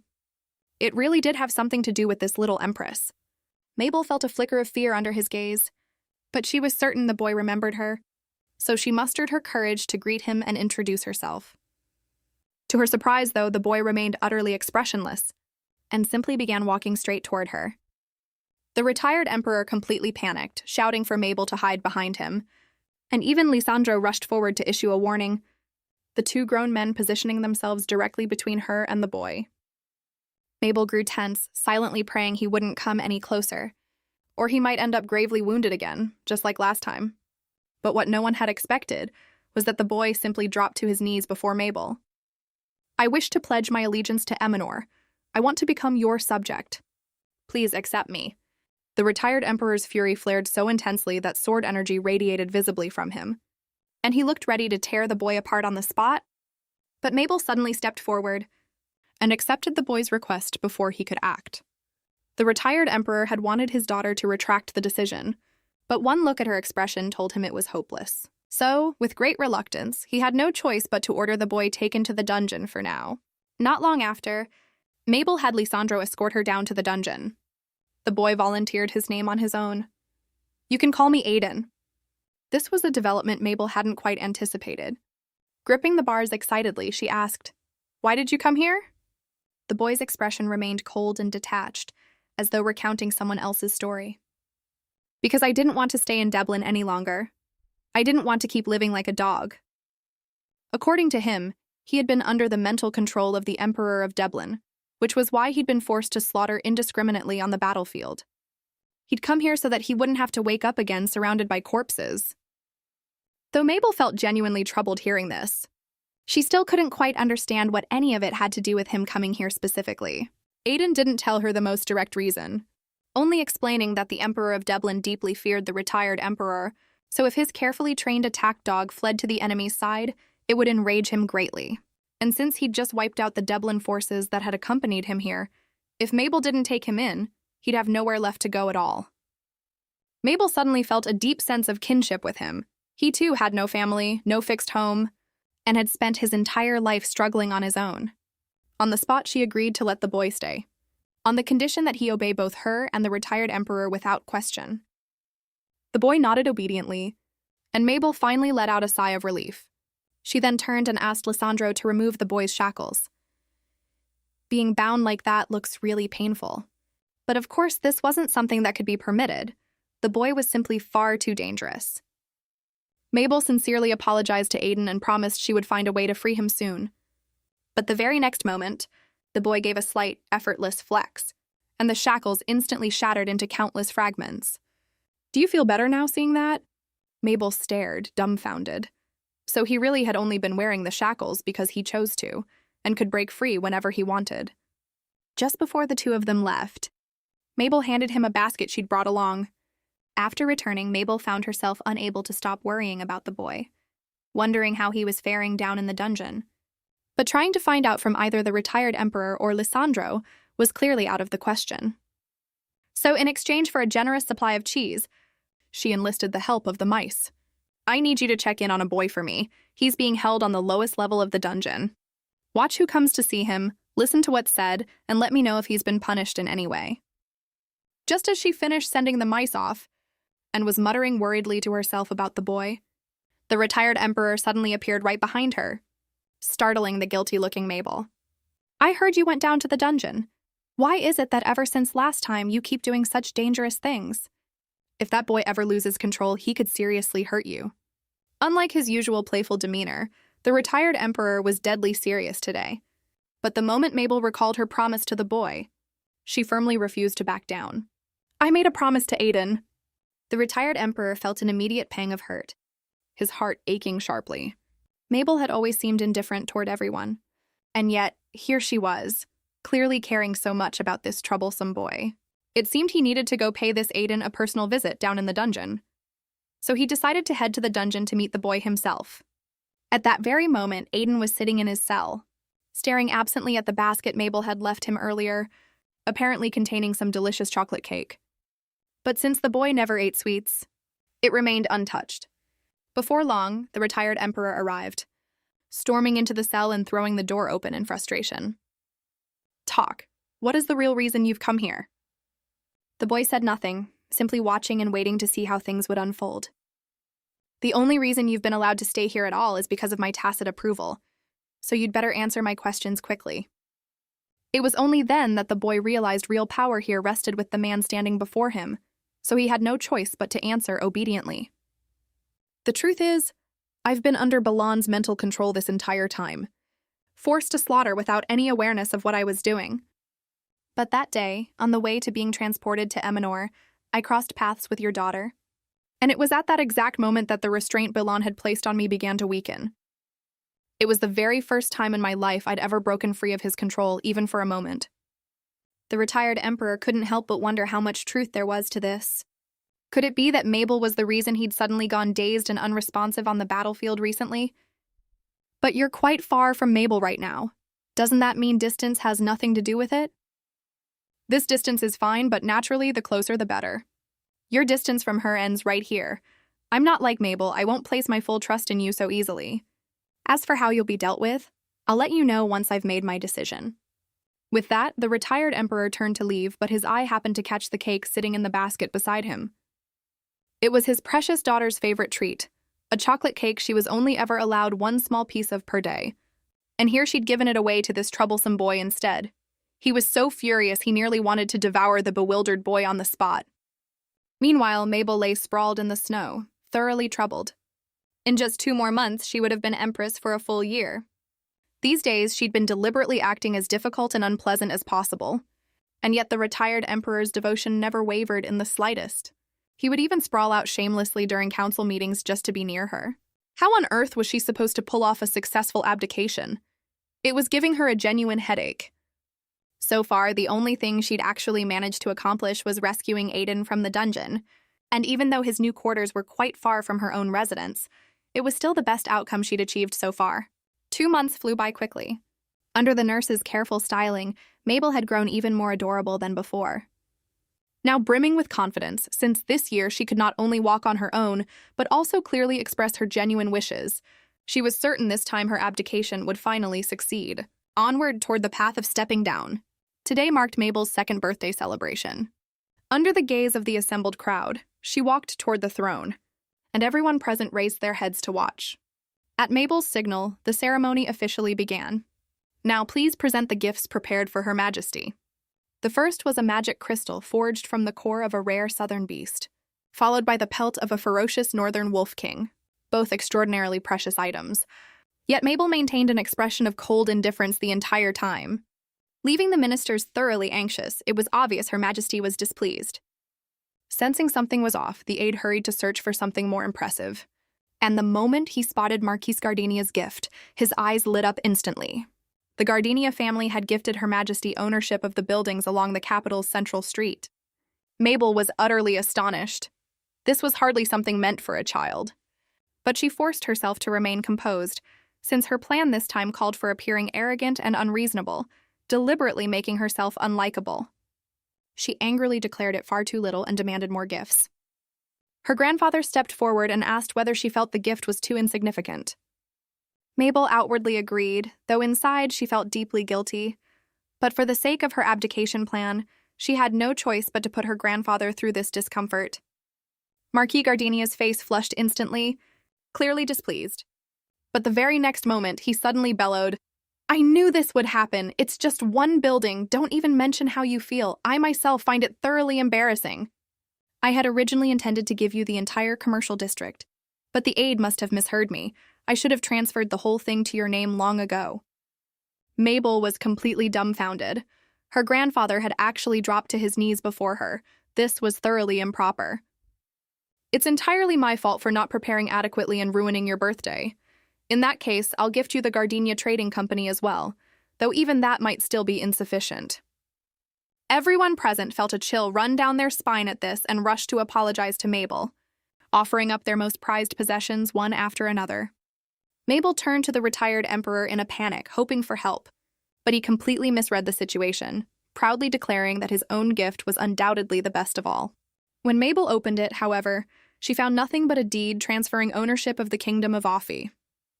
Furious, Mabel clenched her fist tightly. She couldn't believe that even after going this far, she still hadn't managed to provoke any dissatisfaction or disappointment. Just then, Oscar entered the room, smiling as he wished her a happy birthday, and fastened a jeweled bracelet around her wrist, clearly part of the same set as the necklace he'd given her the previous year. And remarkably, it could adjust its size to fit the thickness of her wrist. He'd also brought along a gift and a letter from Enrique, every word of which was sincere and heartfelt. And the gift itself happened to be Mabel's absolute favorite, chocolate from a shop so exclusive it was nearly impossible to get a reservation. Mabel smiled with genuine satisfaction, because these two gifts were the only ones today that truly counted as real birthday presents. The little empress had deliberately acted outrageously rude in her bid to successfully abdicate.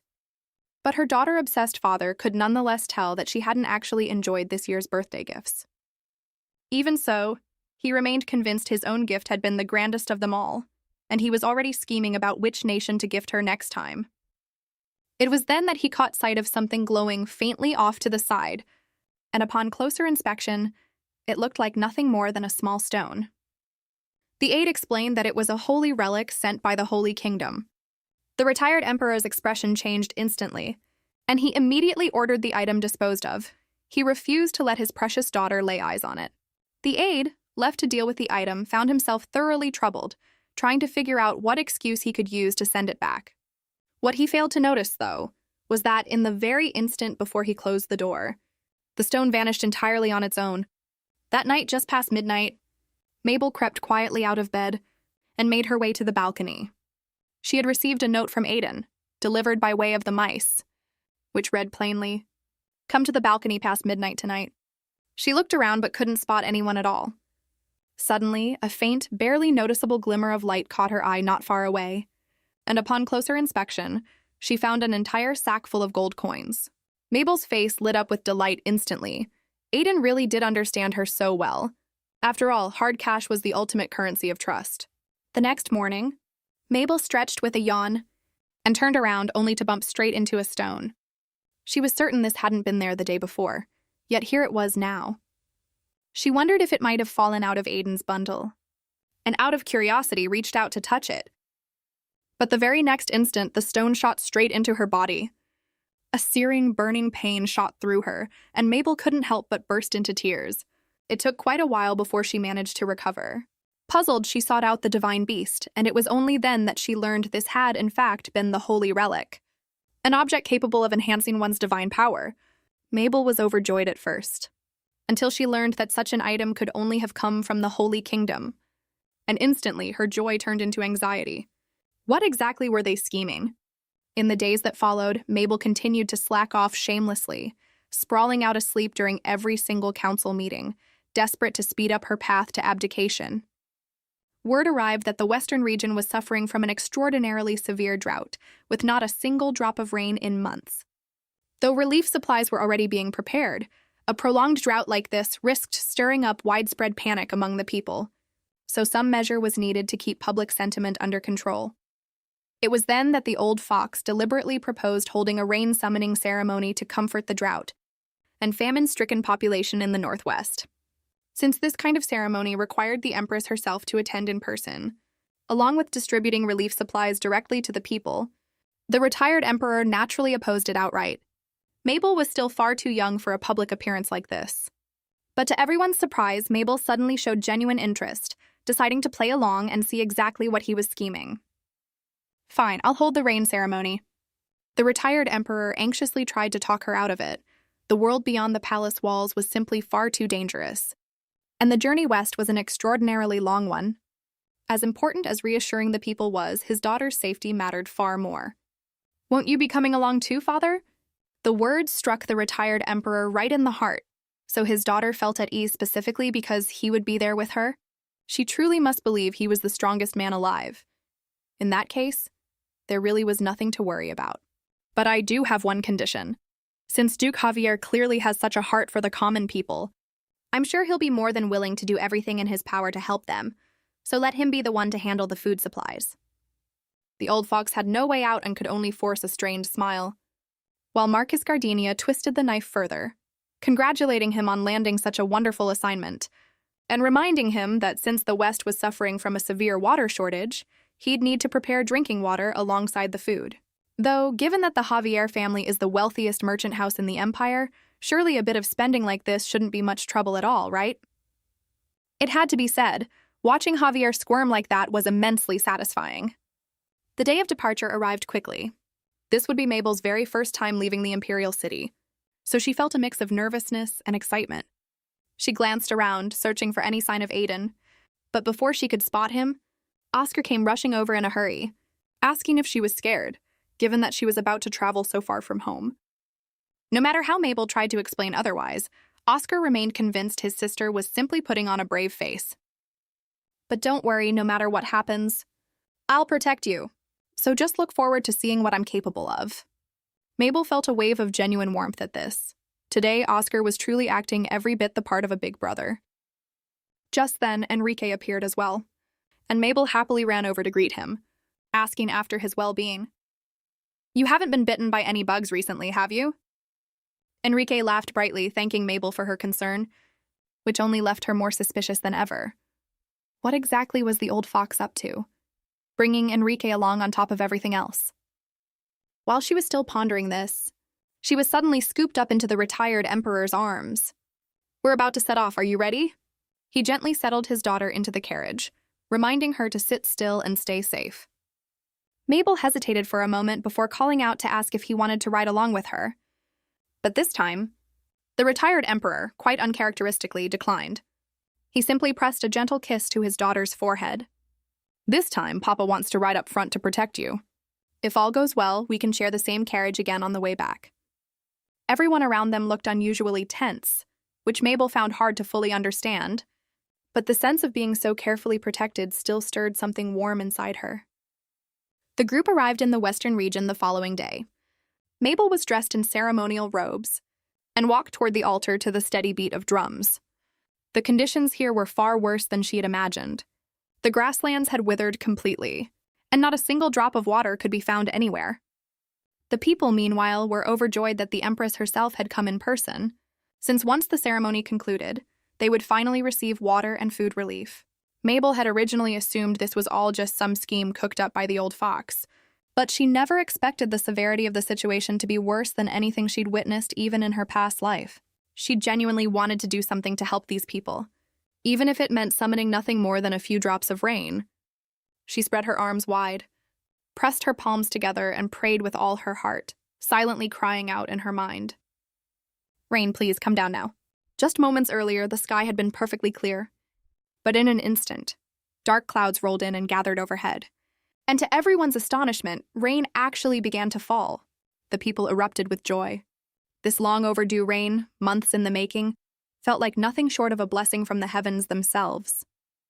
Mabel, too, felt genuinely delighted. She hadn't expected it to actually work. The ever-attentive retired emperor immediately draped his own coat over his daughter, terrified she might catch a cold from the rain, without sparing a single thought for the fact that he himself was already soaked through. Suddenly, the crowd erupted into a frenzy. Her Majesty has performed a miracle!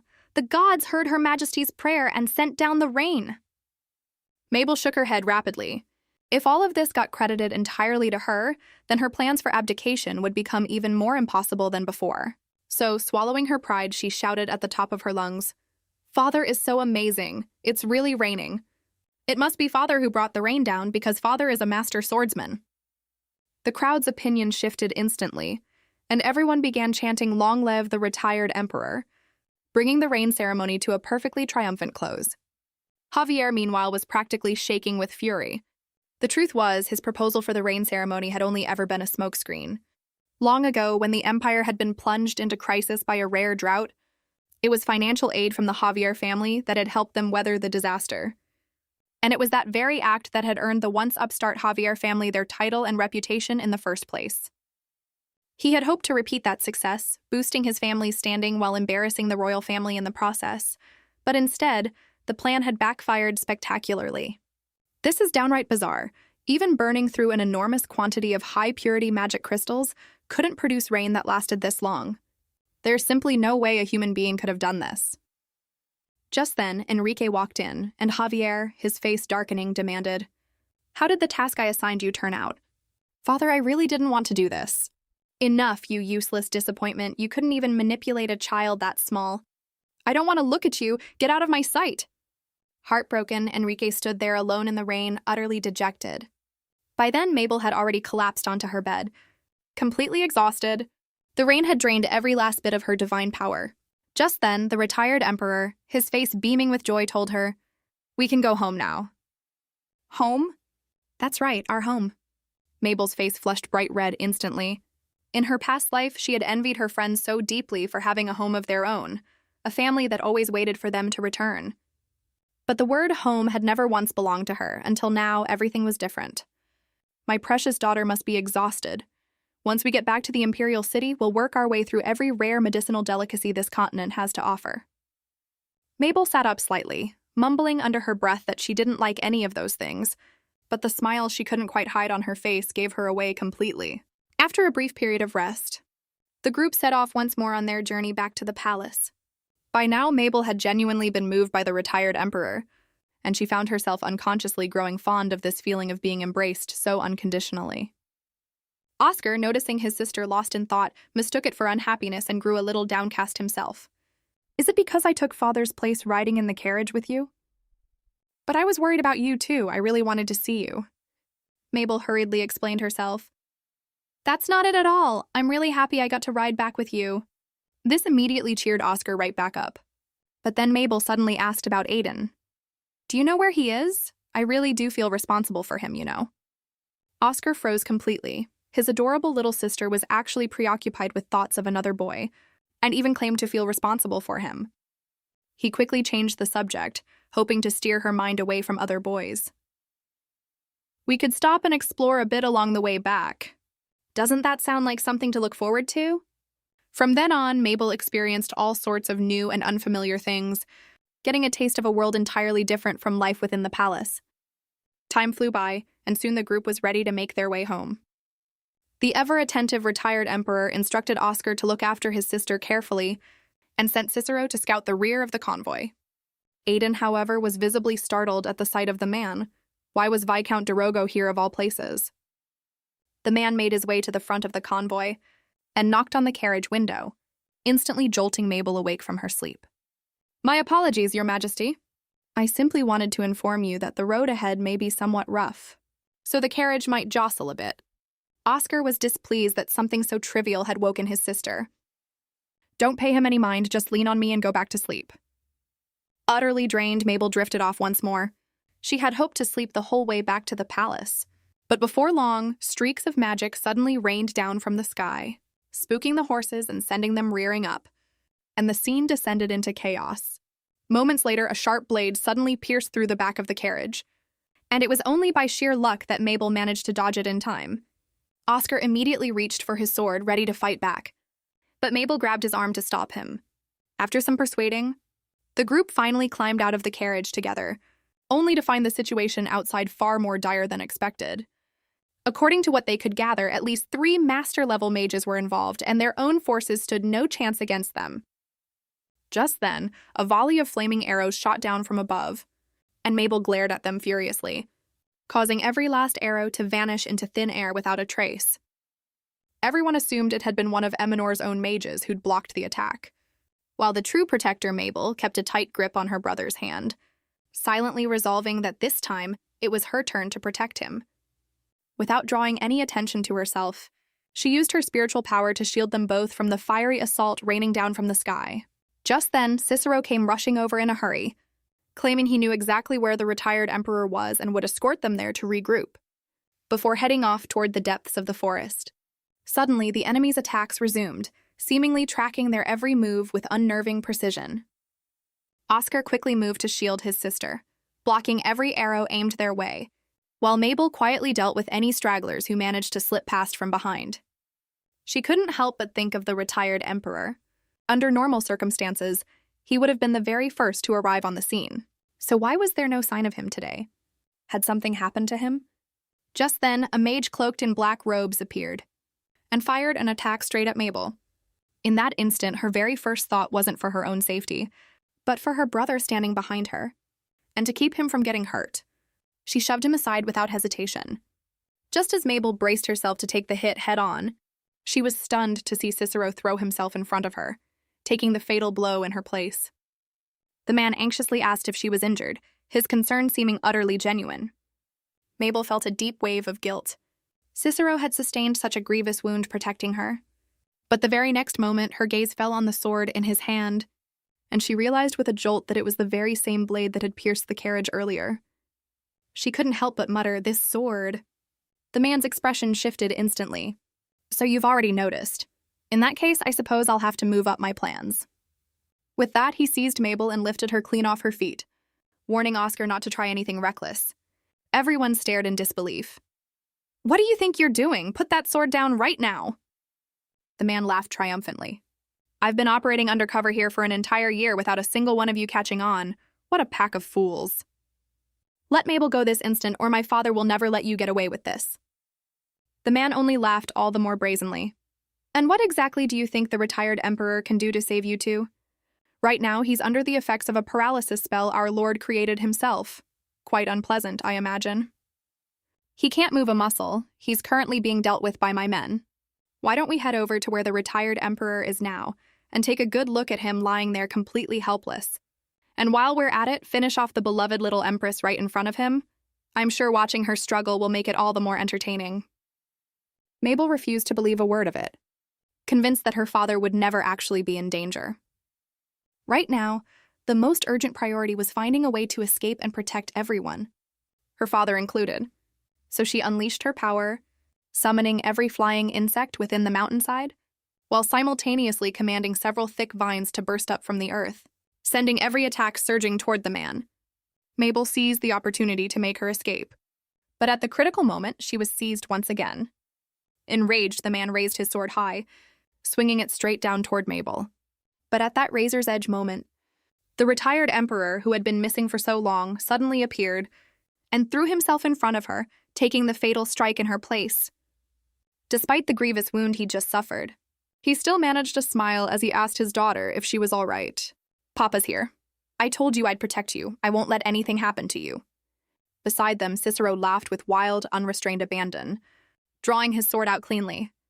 To think he could still make it all the way here after being hit with a spell strong enough to subdue even a beast, what a madman. Seeing his mission accomplished, the man immediately turned and fled. Oscar, the only one still fully conscious, urgently ordered his men to give chase. "Don't you dare let that man escape." Mabel, meanwhile, was completely overwhelmed with panic, pressing down desperately on the retired emperor's wound, but the blood kept gushing out no matter what she did, refusing to stop. "Why would you do this? Why did you throw yourself in front of that blade for me? Are you out of your mind? What am I supposed to do now?" Mabel kept demanding answers through gritted teeth, unable to hold back the tears that came pouring out uncontrollably. The retired emperor gently wiped away her tears and answered with a smile. "There's no need for so many reasons. It's simply because you are the daughter I love most in this entire world." Mabel's heart shattered completely. In truth, it wasn't that she couldn't feel the depth of this affection. It was only that, in her past life, she had once believed she was truly, genuinely loved too, only to be abandoned and hurt without any warning at all. So she had assumed the man before her now would inevitably turn out the same way, which was why she had refused for so long to accept or face any of it. Watching as the retired emperor's eyes seemed ready to close forever, Mabel could no longer hold herself together. In her heart, she kept repeating the same words over and over. "Don't go. I'll be good. I promise." Words meant both for her mother from her past life and for the retired emperor here and now. She had only just managed to climb over that wall inside her heart. And now, of all things, it was going to end like this. She should never have let herself grow this attached, this vulnerable to someone's tenderness. She screamed hysterically through her sobs, "Don't go! Don't leave me all alone!" In that instant, a column of golden light burst forth from deep within the forest, shooting straight up into the sky, followed by countless tiny specks of light drifting down like rain. Every soldier present felt an overwhelming warmth wash over them, and the wound on the retired emperor's chest healed itself in a burst of miraculous light, restoring him to full consciousness in an instant. Seeing his daughter reduced to a sobbing mess, the old father's heart nearly broke all over again, and he hurriedly asked if she was hurt anywhere. But the very next moment, Mabel lost consciousness entirely, collapsing on the spot. And while the little empress had been facing mortal danger, where exactly had the male lead been all this while? As it turned out, before the ambush had even begun, Aiden had already recognized Viscount de Rogo for who he truly was, a trusted confidant of the Emperor of Deblin, clearly operating under a fabricated identity to infiltrate Eminor. He'd had no real interest in the conflict between the two nations up until then, but he refused to let anything threaten Mabel's safety. So, he immediately reported what he knew to Lysandro nearby. But before the man could even process the situation, the sound of an ambush erupted up ahead. Seeing the chaos unfolding outside, Aiden knew instantly that Devlin had come fully prepared this time. Lysandro shouted at the boy, "You're still under watch, you can't act alone." But the very next moment, an enemy archmage launched an attack straight at him, and everyone in the vicinity found themselves completely paralyzed, even knocked unconscious on the spot. The enemy didn't linger, retreating immediately after. It was clear then that Devlin's real target was the little Empress herself, and the boy grew desperate at the thought of her life being at risk. After all, Mabel was the only one who could ever break the restraint the Emperor of Devlin had placed upon him. He moved swiftly, scanning the surrounding area while searching for any sign of Mabel. Suddenly, not far off, he heard the sound of soldiers giving chase after Cicero. The moment he laid eyes on Viscount Darogo, Aiden lunged straight at the man and pinned him to the ground. "Long time no see, Viscount Darogo." The man kept spouting arrogant nonsense, but without a word of warning, Aiden simply wrenched his arm out of joint and knocked him unconscious. "Come take him away." The soldiers didn't dare approach Aiden at all. "This man is the Devlin spy, Viscount Darogo. An extremely cunning individual, watch him closely." With that, he continued forward once more, searching for any trace of Mabel. Suddenly, a column of light burst out from the forest ahead of him, tiny specks scattering across the earth. Aiden felt an overwhelming sense of warmth wash over him, and there before his eyes lay the unconscious Mabel. Alongside the retired emperor, his heart utterly shattered with grief. Aiden knew immediately he had arrived too late. That night, the group finally made it back to the palace safely. The retired emperor, as a father, blamed himself relentlessly, convinced that everything that had happened was entirely his own fault. He shouldn't have foolishly taken a direct magical hit, shouldn't have insisted on riding outside the carriage to protect his daughter, and above all, shouldn't have agreed to hold the rain ceremony in the first place. Even Oscar was consumed with guilt, having failed to protect his sister. The emperor comforted his young son with genuine sincerity. "This isn't your fault. It's mine for failing to protect the both of you. Go get some rest now." It was then that Lysandro arrived with Aiden to make his report. Upon learning that Cicero had, in fact, been a trusted confidant of Devlin all along, the man showed remarkably little outward emotion, simply telling Aiden to head back for now, promising to properly reward him for his service later. Watching the retired emperor's condition closely, Lysandro couldn't help but worry. Ever since Mabel had fallen unconscious, the man hadn't slept a single wink for an entire week straight. Even though the royal physicians had confirmed there was nothing wrong with Mabel's body, the retired emperor remained trapped in endless, gnawing self-blame. "My head is pounding so badly right now I can't even sleep, and honestly, I want nothing more than to end that man's life. I know I promised Sina I'd never take a life so carelessly, but this time I'm certain she would understand." With that, he picked up his sword and headed straight for the dungeon, taking the traitor Darogo's life without hesitation. Time passed, one day after another, and the whole palace remained shrouded in grief. The cause of Mabel's coma, along with any possible treatment, remained a complete mystery. Word of how she had saved everyone that day gradually spread, and by now, there wasn't a soul in the entire empire who hadn't heard of it, cementing, once and for all, the truth of the prophecy of the seed of the god. A month passed quickly, and Mabel still showed no signs of waking. It had become painfully clear that seeking help from the Holy Kingdom was now the only option left. "If this continues any longer, your majesty may not be the only one to suffer. You yourself may end up in danger as well. So please make your decision as quickly as possible, if not for yourself, then for the sake of the empress you love so dearly." The retired emperor finally made up his mind, and had the aide bring him paper and pen. At that very moment, Mabel remained trapped within her dreams. No matter how hard she tried as a child, she could never earn her parents' love, and in the end, she'd been abandoned entirely, left to fend for herself. Every single day had been a grinding battle just to hold on, yet she could never quite keep pace with the crushing weight of life. Poverty, cold, hunger, wave after wave, they had come crashing down on her without end, until they finally swallowed her whole. Whenever the pain became unbearable, she would find herself longing for just one place where she could shelter from the storm. To protect herself, she had sealed her heart away completely, And yet, deep down, she still yearned for someone to break through those walls and offer her warmth. Then suddenly, the retired emperor's presence emerged before her. An embrace unlike any other, a devotion so fierce it never once wavered. One that, in the end, had even been willing to pay with his own life. Every single one of these moments, one after another, had struck something deep within her. Once, having never tasted what it truly meant to be loved, she had always assumed the worst, suspicious of everyone's intentions. But now Mabel had finally come to believe, without a shadow of doubt, that the retired emperor truly, genuinely cherished her. She murmured to herself, "It might be a little late, but may I still call you Papa?" In a daze, Mabel reached out her hand and called out "Papa" to the retired emperor. The man, who had aged visibly over these past weeks, could hardly believe his ears, and he pulled his daughter into his arms, trembling, terrified this was nothing more than an elaborate dream. This particular word carried such tremendous weight precisely because, until now, Mabel had only ever called him father, never once Papa. Because of this, he had genuinely wondered whether he simply hadn't done enough, whether he'd failed to earn her full trust, and whether that was the reason for the lingering distance between them. Now, having finally heard the words he'd longed for, it felt exactly like a dream come true. So he simply held her tighter and tighter still, desperate to confirm that all of this was truly, undeniably real. Before long, word of Mabel's awakening spread throughout the entire palace, and everyone was overjoyed. Oscar, of course, was no exception. He had 1,001 questions he wanted to ask, and above all else, he desperately wanted to be the very first to check on his sister's condition. Yet he felt he didn't quite have the right to do so.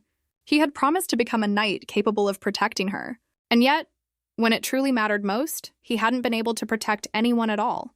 Meanwhile, Mabel found herself quietly observing all the changes within herself. It was only now that she truly, wholeheartedly accepted her new life as Mabel. She made a silent vow to herself. Never again would she overlook the genuine love her family held for her. Just then, the retired emperor pushed the door open, beaming as he lifted his daughter into his arms, and told her he'd finally found the sweet medicinal herbs she needed. Just a short course of treatment, and she'd be fully recovered. Mabel knew full well how much effort her father must have poured into finding them, so she loudly declared how much she loved them. The old father was overjoyed and told her she could ask for anything at all she wanted from now on. The girl felt, with genuine clarity, just how deeply her father's heart doted on her, and she squeezed his hand tightly, again and again. "Thank you for taking care of me." Silly girl, that's simply what a father does. It was then that Mabel remembered her brother, whom she hadn't seen in quite a while. Where did Oscar go? Is he at the Duke's estate?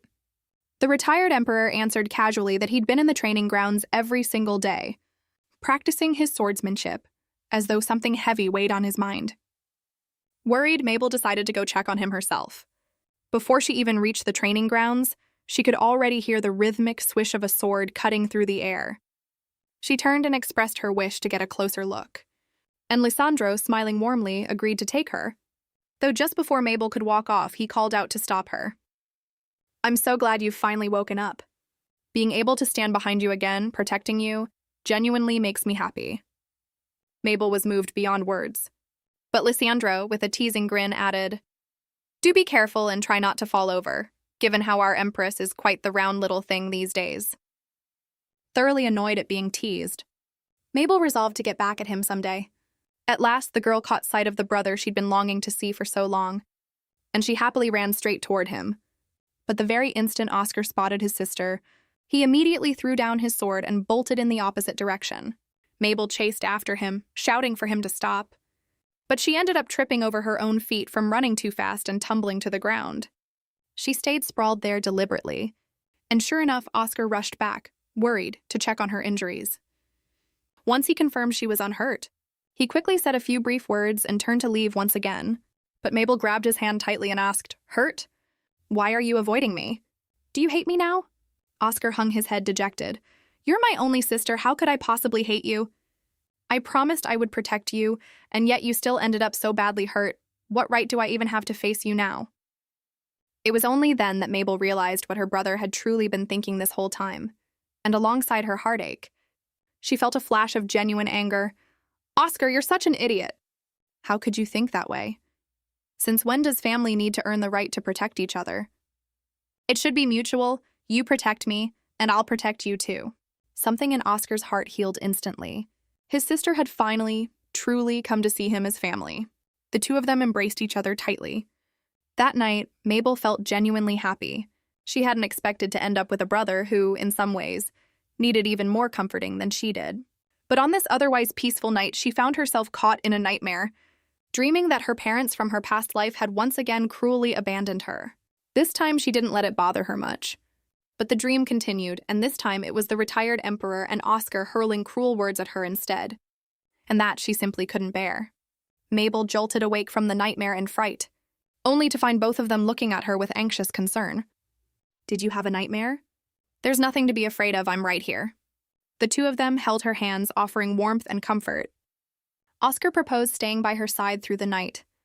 And not to be outdone, the retired emperor insisted his presence alone would be more than enough. The two of them bickered on, and somehow watching this whole scene unfold, Mabel felt a deep sense of security settle over her.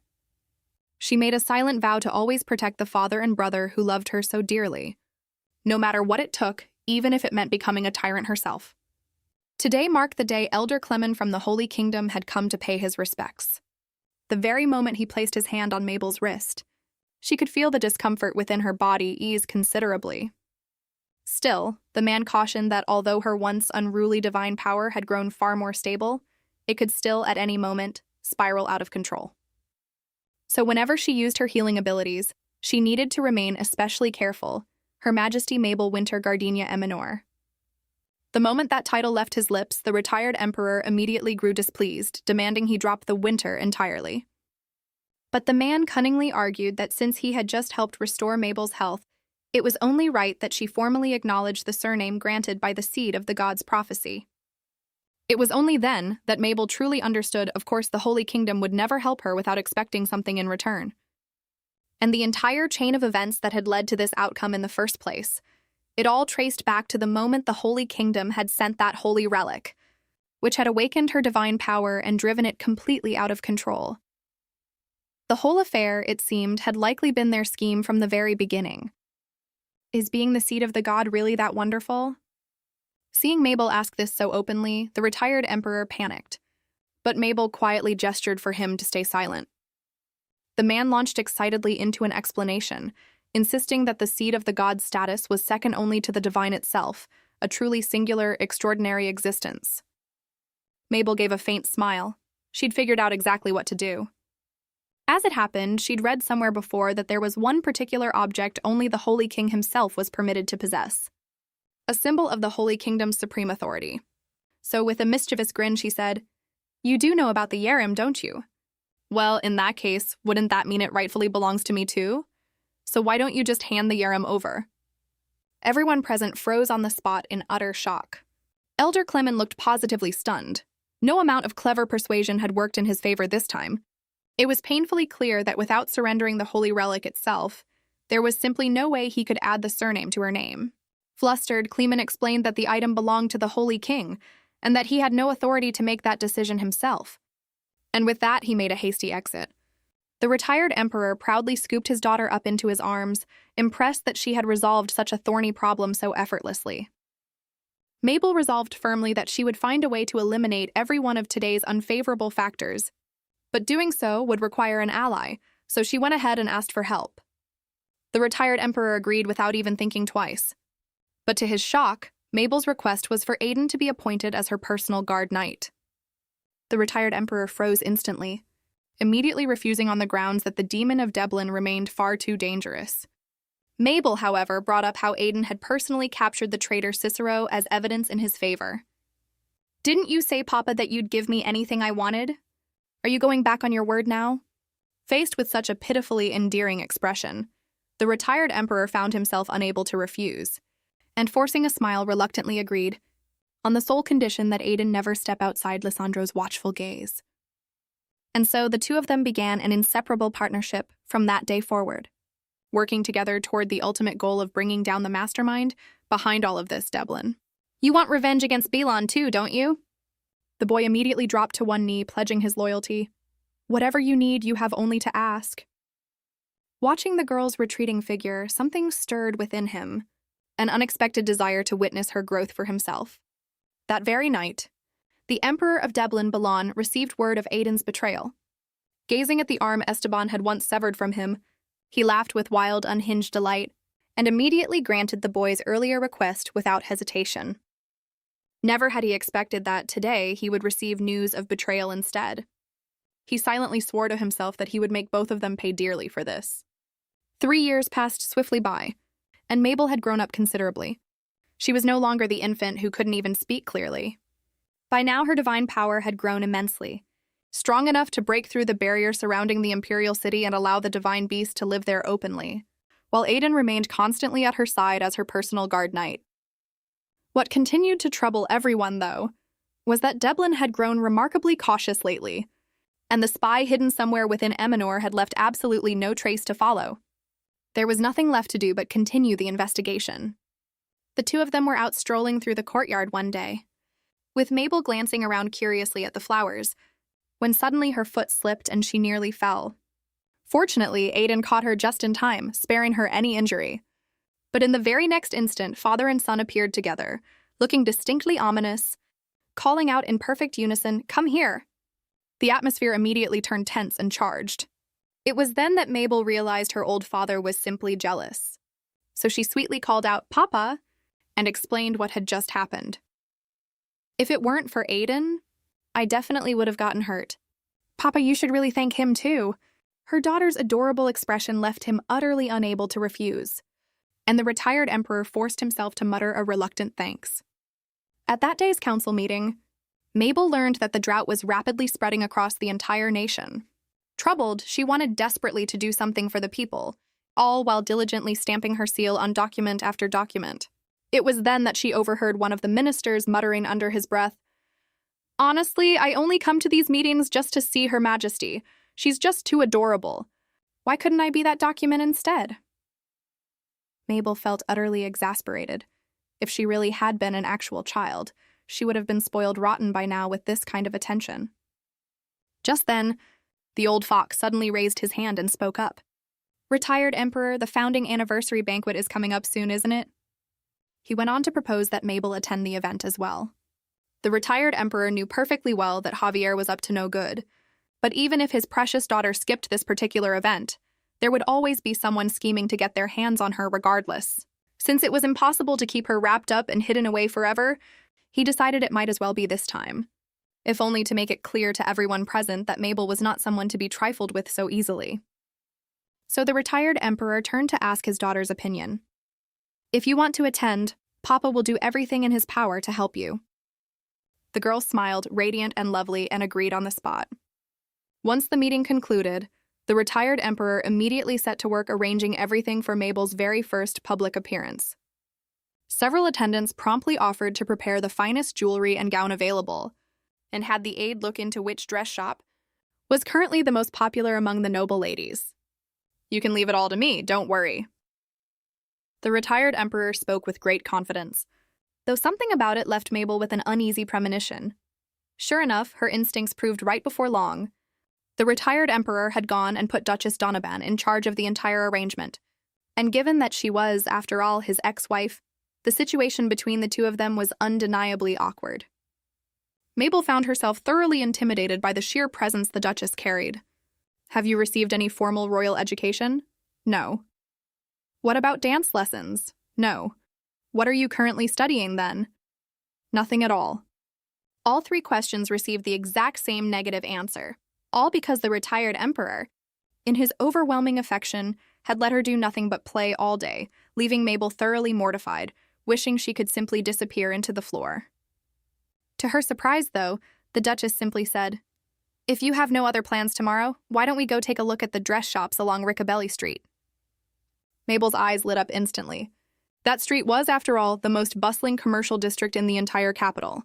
But surely father won't agree to that. "I'll speak with the retired emperor myself. It would do you good to experience and observe things firsthand." Mabel happily agreed, and the two of them prepared to head out together, just the two of them. The next day at the training grounds, Aiden and Oscar were sparring, and the moment Mabel appeared, she instantly caught both of their attention. Knights passing by kept staring at the little empress, remarking on how adorable she was, only to be met with a glare from Oscar that sent them all scattering. Mabel invited the two of them over for some sweets, and Aiden, despite clearly disliking them, forced himself to eat them anyway, which Oscar found endlessly amusing, prompting him to tease that Aiden secretly loved desserts and should have more. Suddenly, Mabel exclaimed in alarm, "Oh no, Oscar, I'm going out with Duchess Donovan tomorrow." Oscar, hearing this, was thoroughly startled, and quickly, with visible unease, explained that he wouldn't be able to join them. In truth, Mabel simply wanted to learn more about Duchess Donovan, things like what she liked and disliked. Oscar wasn't entirely sure of his mother's preferences himself, but the one thing he was certain of was that she had absolutely no patience for ignorance. The day of the outing arrived quickly. Having learned the truth beforehand, Mabel was thoroughly nervous, precisely because she herself was exactly the type of person the Duchess disliked most. The Duchess remained silent for the entire journey, only speaking once they finally reached their destination. So Mabel silently resolved that today, she would do everything in her power to appear mature and composed. Before long, the two of them entered the shop, where the staff immediately bowed in greeting to Mabel and led her into the fitting room, explaining that this particular style had become all the rage in the capital lately, a scaled-down version of adult fashion meant to showcase the delicate lines of the garment in greater detail. Mabel found herself laced up so tightly she could barely breathe, but when the Duchess asked for her opinion, she forced herself, in the name of composure, to declare that she found it beautiful. To her surprise, though, the Duchess had already reserved an entirely different style ahead of time. Unlike the previous outfit, this one required only a single attendant to help her into it, and the moment it settled onto her body, Mabel couldn't help but marvel at how light and comfortable it felt. This, it turned out, had been the Duchess's intention all along.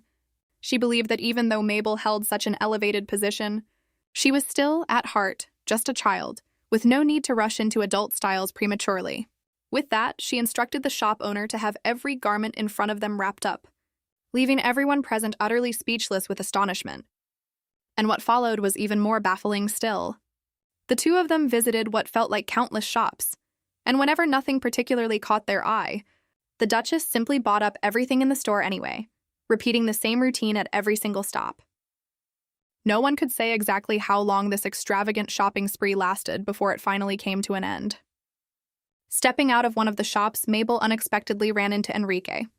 In the mere 3 years since they'd last met, the boy had grown remarkably tall, so much so that Mabel nearly failed to recognize him at first.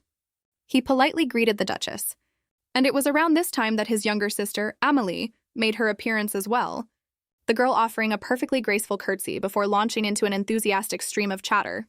"I hear about you all the time from my brother. He says your Majesty is both adorable and beautiful, and now that I've seen you myself, it's clearly true." Enrique, mortified at being exposed so openly, hurried to rein in his sister's forwardness.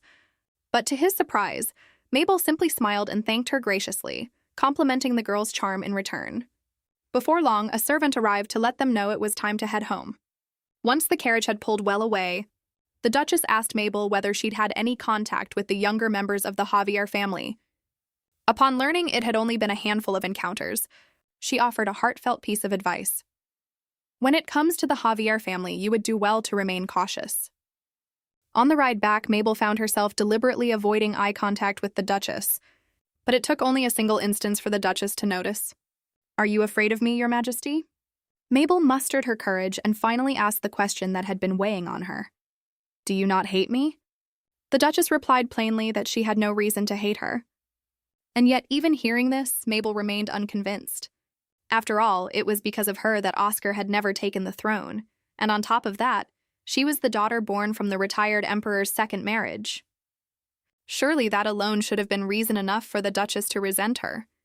The Duchess, however, saw it differently. She believed that Oscar had given up the throne entirely of his own free will, and that the retired emperor's remarriage and subsequent children had nothing whatsoever to do with her. Even taking it to the extreme, even if you were convinced I did hate you, there would still be no reason for you to fear me, because a true sovereign should never know fear. Mabel understood this to be the Duchess's own stern, no-nonsense way of showing she cared, and she smiled warmly as she expressed her gratitude. From that day on, the relationship between the two of them began to genuinely improve. Elsewhere, Aiden was busy carrying out his own mission, Now that Mabel's divine power had grown so substantially, the two of them no longer risked triggering his loss of control even when separated by great distances. He found himself thinking back to that morning when he'd gone to wake Mabel, and their hands had accidentally brushed together. An oddly unfamiliar feeling had stirred within him in that moment. He assumed it was simply the result of suddenly absorbing so much divine power all at once, when in truth, it was his own heart quietly, gradually shifting toward the girl he spent every single day beside. He made his way to an unassuming, easily overlooked location, and the moment he pushed the door open, a dagger came flying straight at him, one he deflected with effortless ease. The man turned out to be a member of Bell, an intelligence network operating throughout the city's back streets, with Aiden serving as its official, visible leader.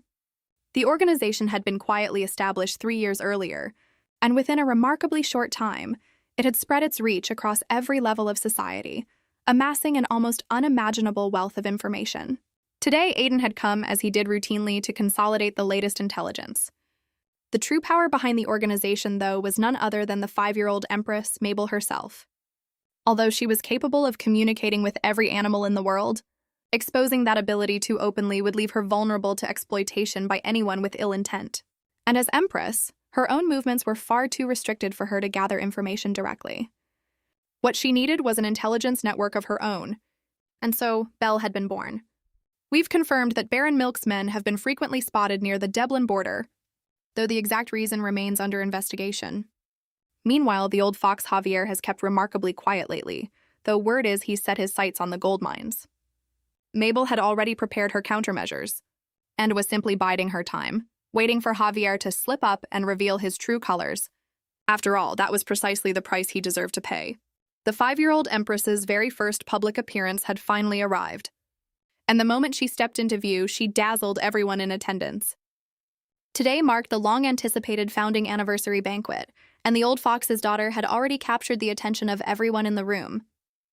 The noble women praised her impeccable manners, while the young ladies of the aristocracy envied the exquisite craftsmanship of her gown, and to top it all off, word had spread of her devoted, doting brother, and how she was even close enough to play with the notoriously aloof imperial prince.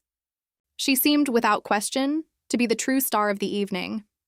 Amelie happily basked in the praise, but before she could even fully process it, the true star of the founding banquet made her entrance. The moment the announcement rang out, presenting Her Majesty the Empress, every eye in the room turned instantly toward Mabel. Everyone gasped, marveling at how she looked exactly like an angel, as adorable as a fairy sprite. With the venue packed with far more people than she was used to, Mabel felt a rush of nervousness. But with a gentle prompt from the retired emperor, she composed herself and graciously expressed her gratitude to everyone gathered, wishing them all a wonderful evening. The retired emperor, immensely proud of how well his daughter had handled herself, decided to reward her, offering her absolutely anything she desired. To his surprise, though, Mabel replied that she didn't want any gift at all, and such an unusual, unexpected response left everyone present utterly astonished. It was then that Duchess Donovan suggested she go greet the other guests, and it was clear from the room's reaction that everyone was eagerly looking forward to it. Mabel agreed without a second thought, much to the noble guest's delight. Quite a while passed. Mabel grew a little tired, but pushed through anyway, determined not to let the Duchess's efforts go to waste. Suddenly, the music shifted, and everyone began to dance. The old fox's son, Enrique, stepped forward with a warm smile and invited Mabel to join him for a dance. And for a moment, the atmosphere felt genuinely lovely. But before Mabel could even respond, the retired emperor appeared instantly at her side, cutting in with dead seriousness. "No, Mabel, you are not to dance with him." After all, the boy standing before them wasn't merely the old fox's son. He had, quite brazenly, submitted a formal marriage proposal in the past. Yet, to everyone's surprise, Enrique showed not the slightest hint of fear, insisting that his invitation had been extended to Mabel herself, and that only she had the right to decline it. The retired emperor's fury flared instantly. It seemed 3 years of banning the boy from the palace still hadn't been nearly long enough, and with a darkened expression he declared, "If you truly wish to dance with Mabel, then you'll have to defeat me first." It was plainly, unmistakably an act of deliberate provocation, and Enrique, thoroughly dejected, had no choice but to withdraw. Beside them, Mabel grew genuinely upset, and immediately shouted, "Oh, father, you're being ridiculous." Why do you have to be so cruel to my friend?" The retired emperor found himself utterly speechless at his precious daughter's outburst, and everyone else in the room looked equally stunned. No one could quite believe that the stern, formidable retired emperor had just been left completely tongue-tied by his own daughter.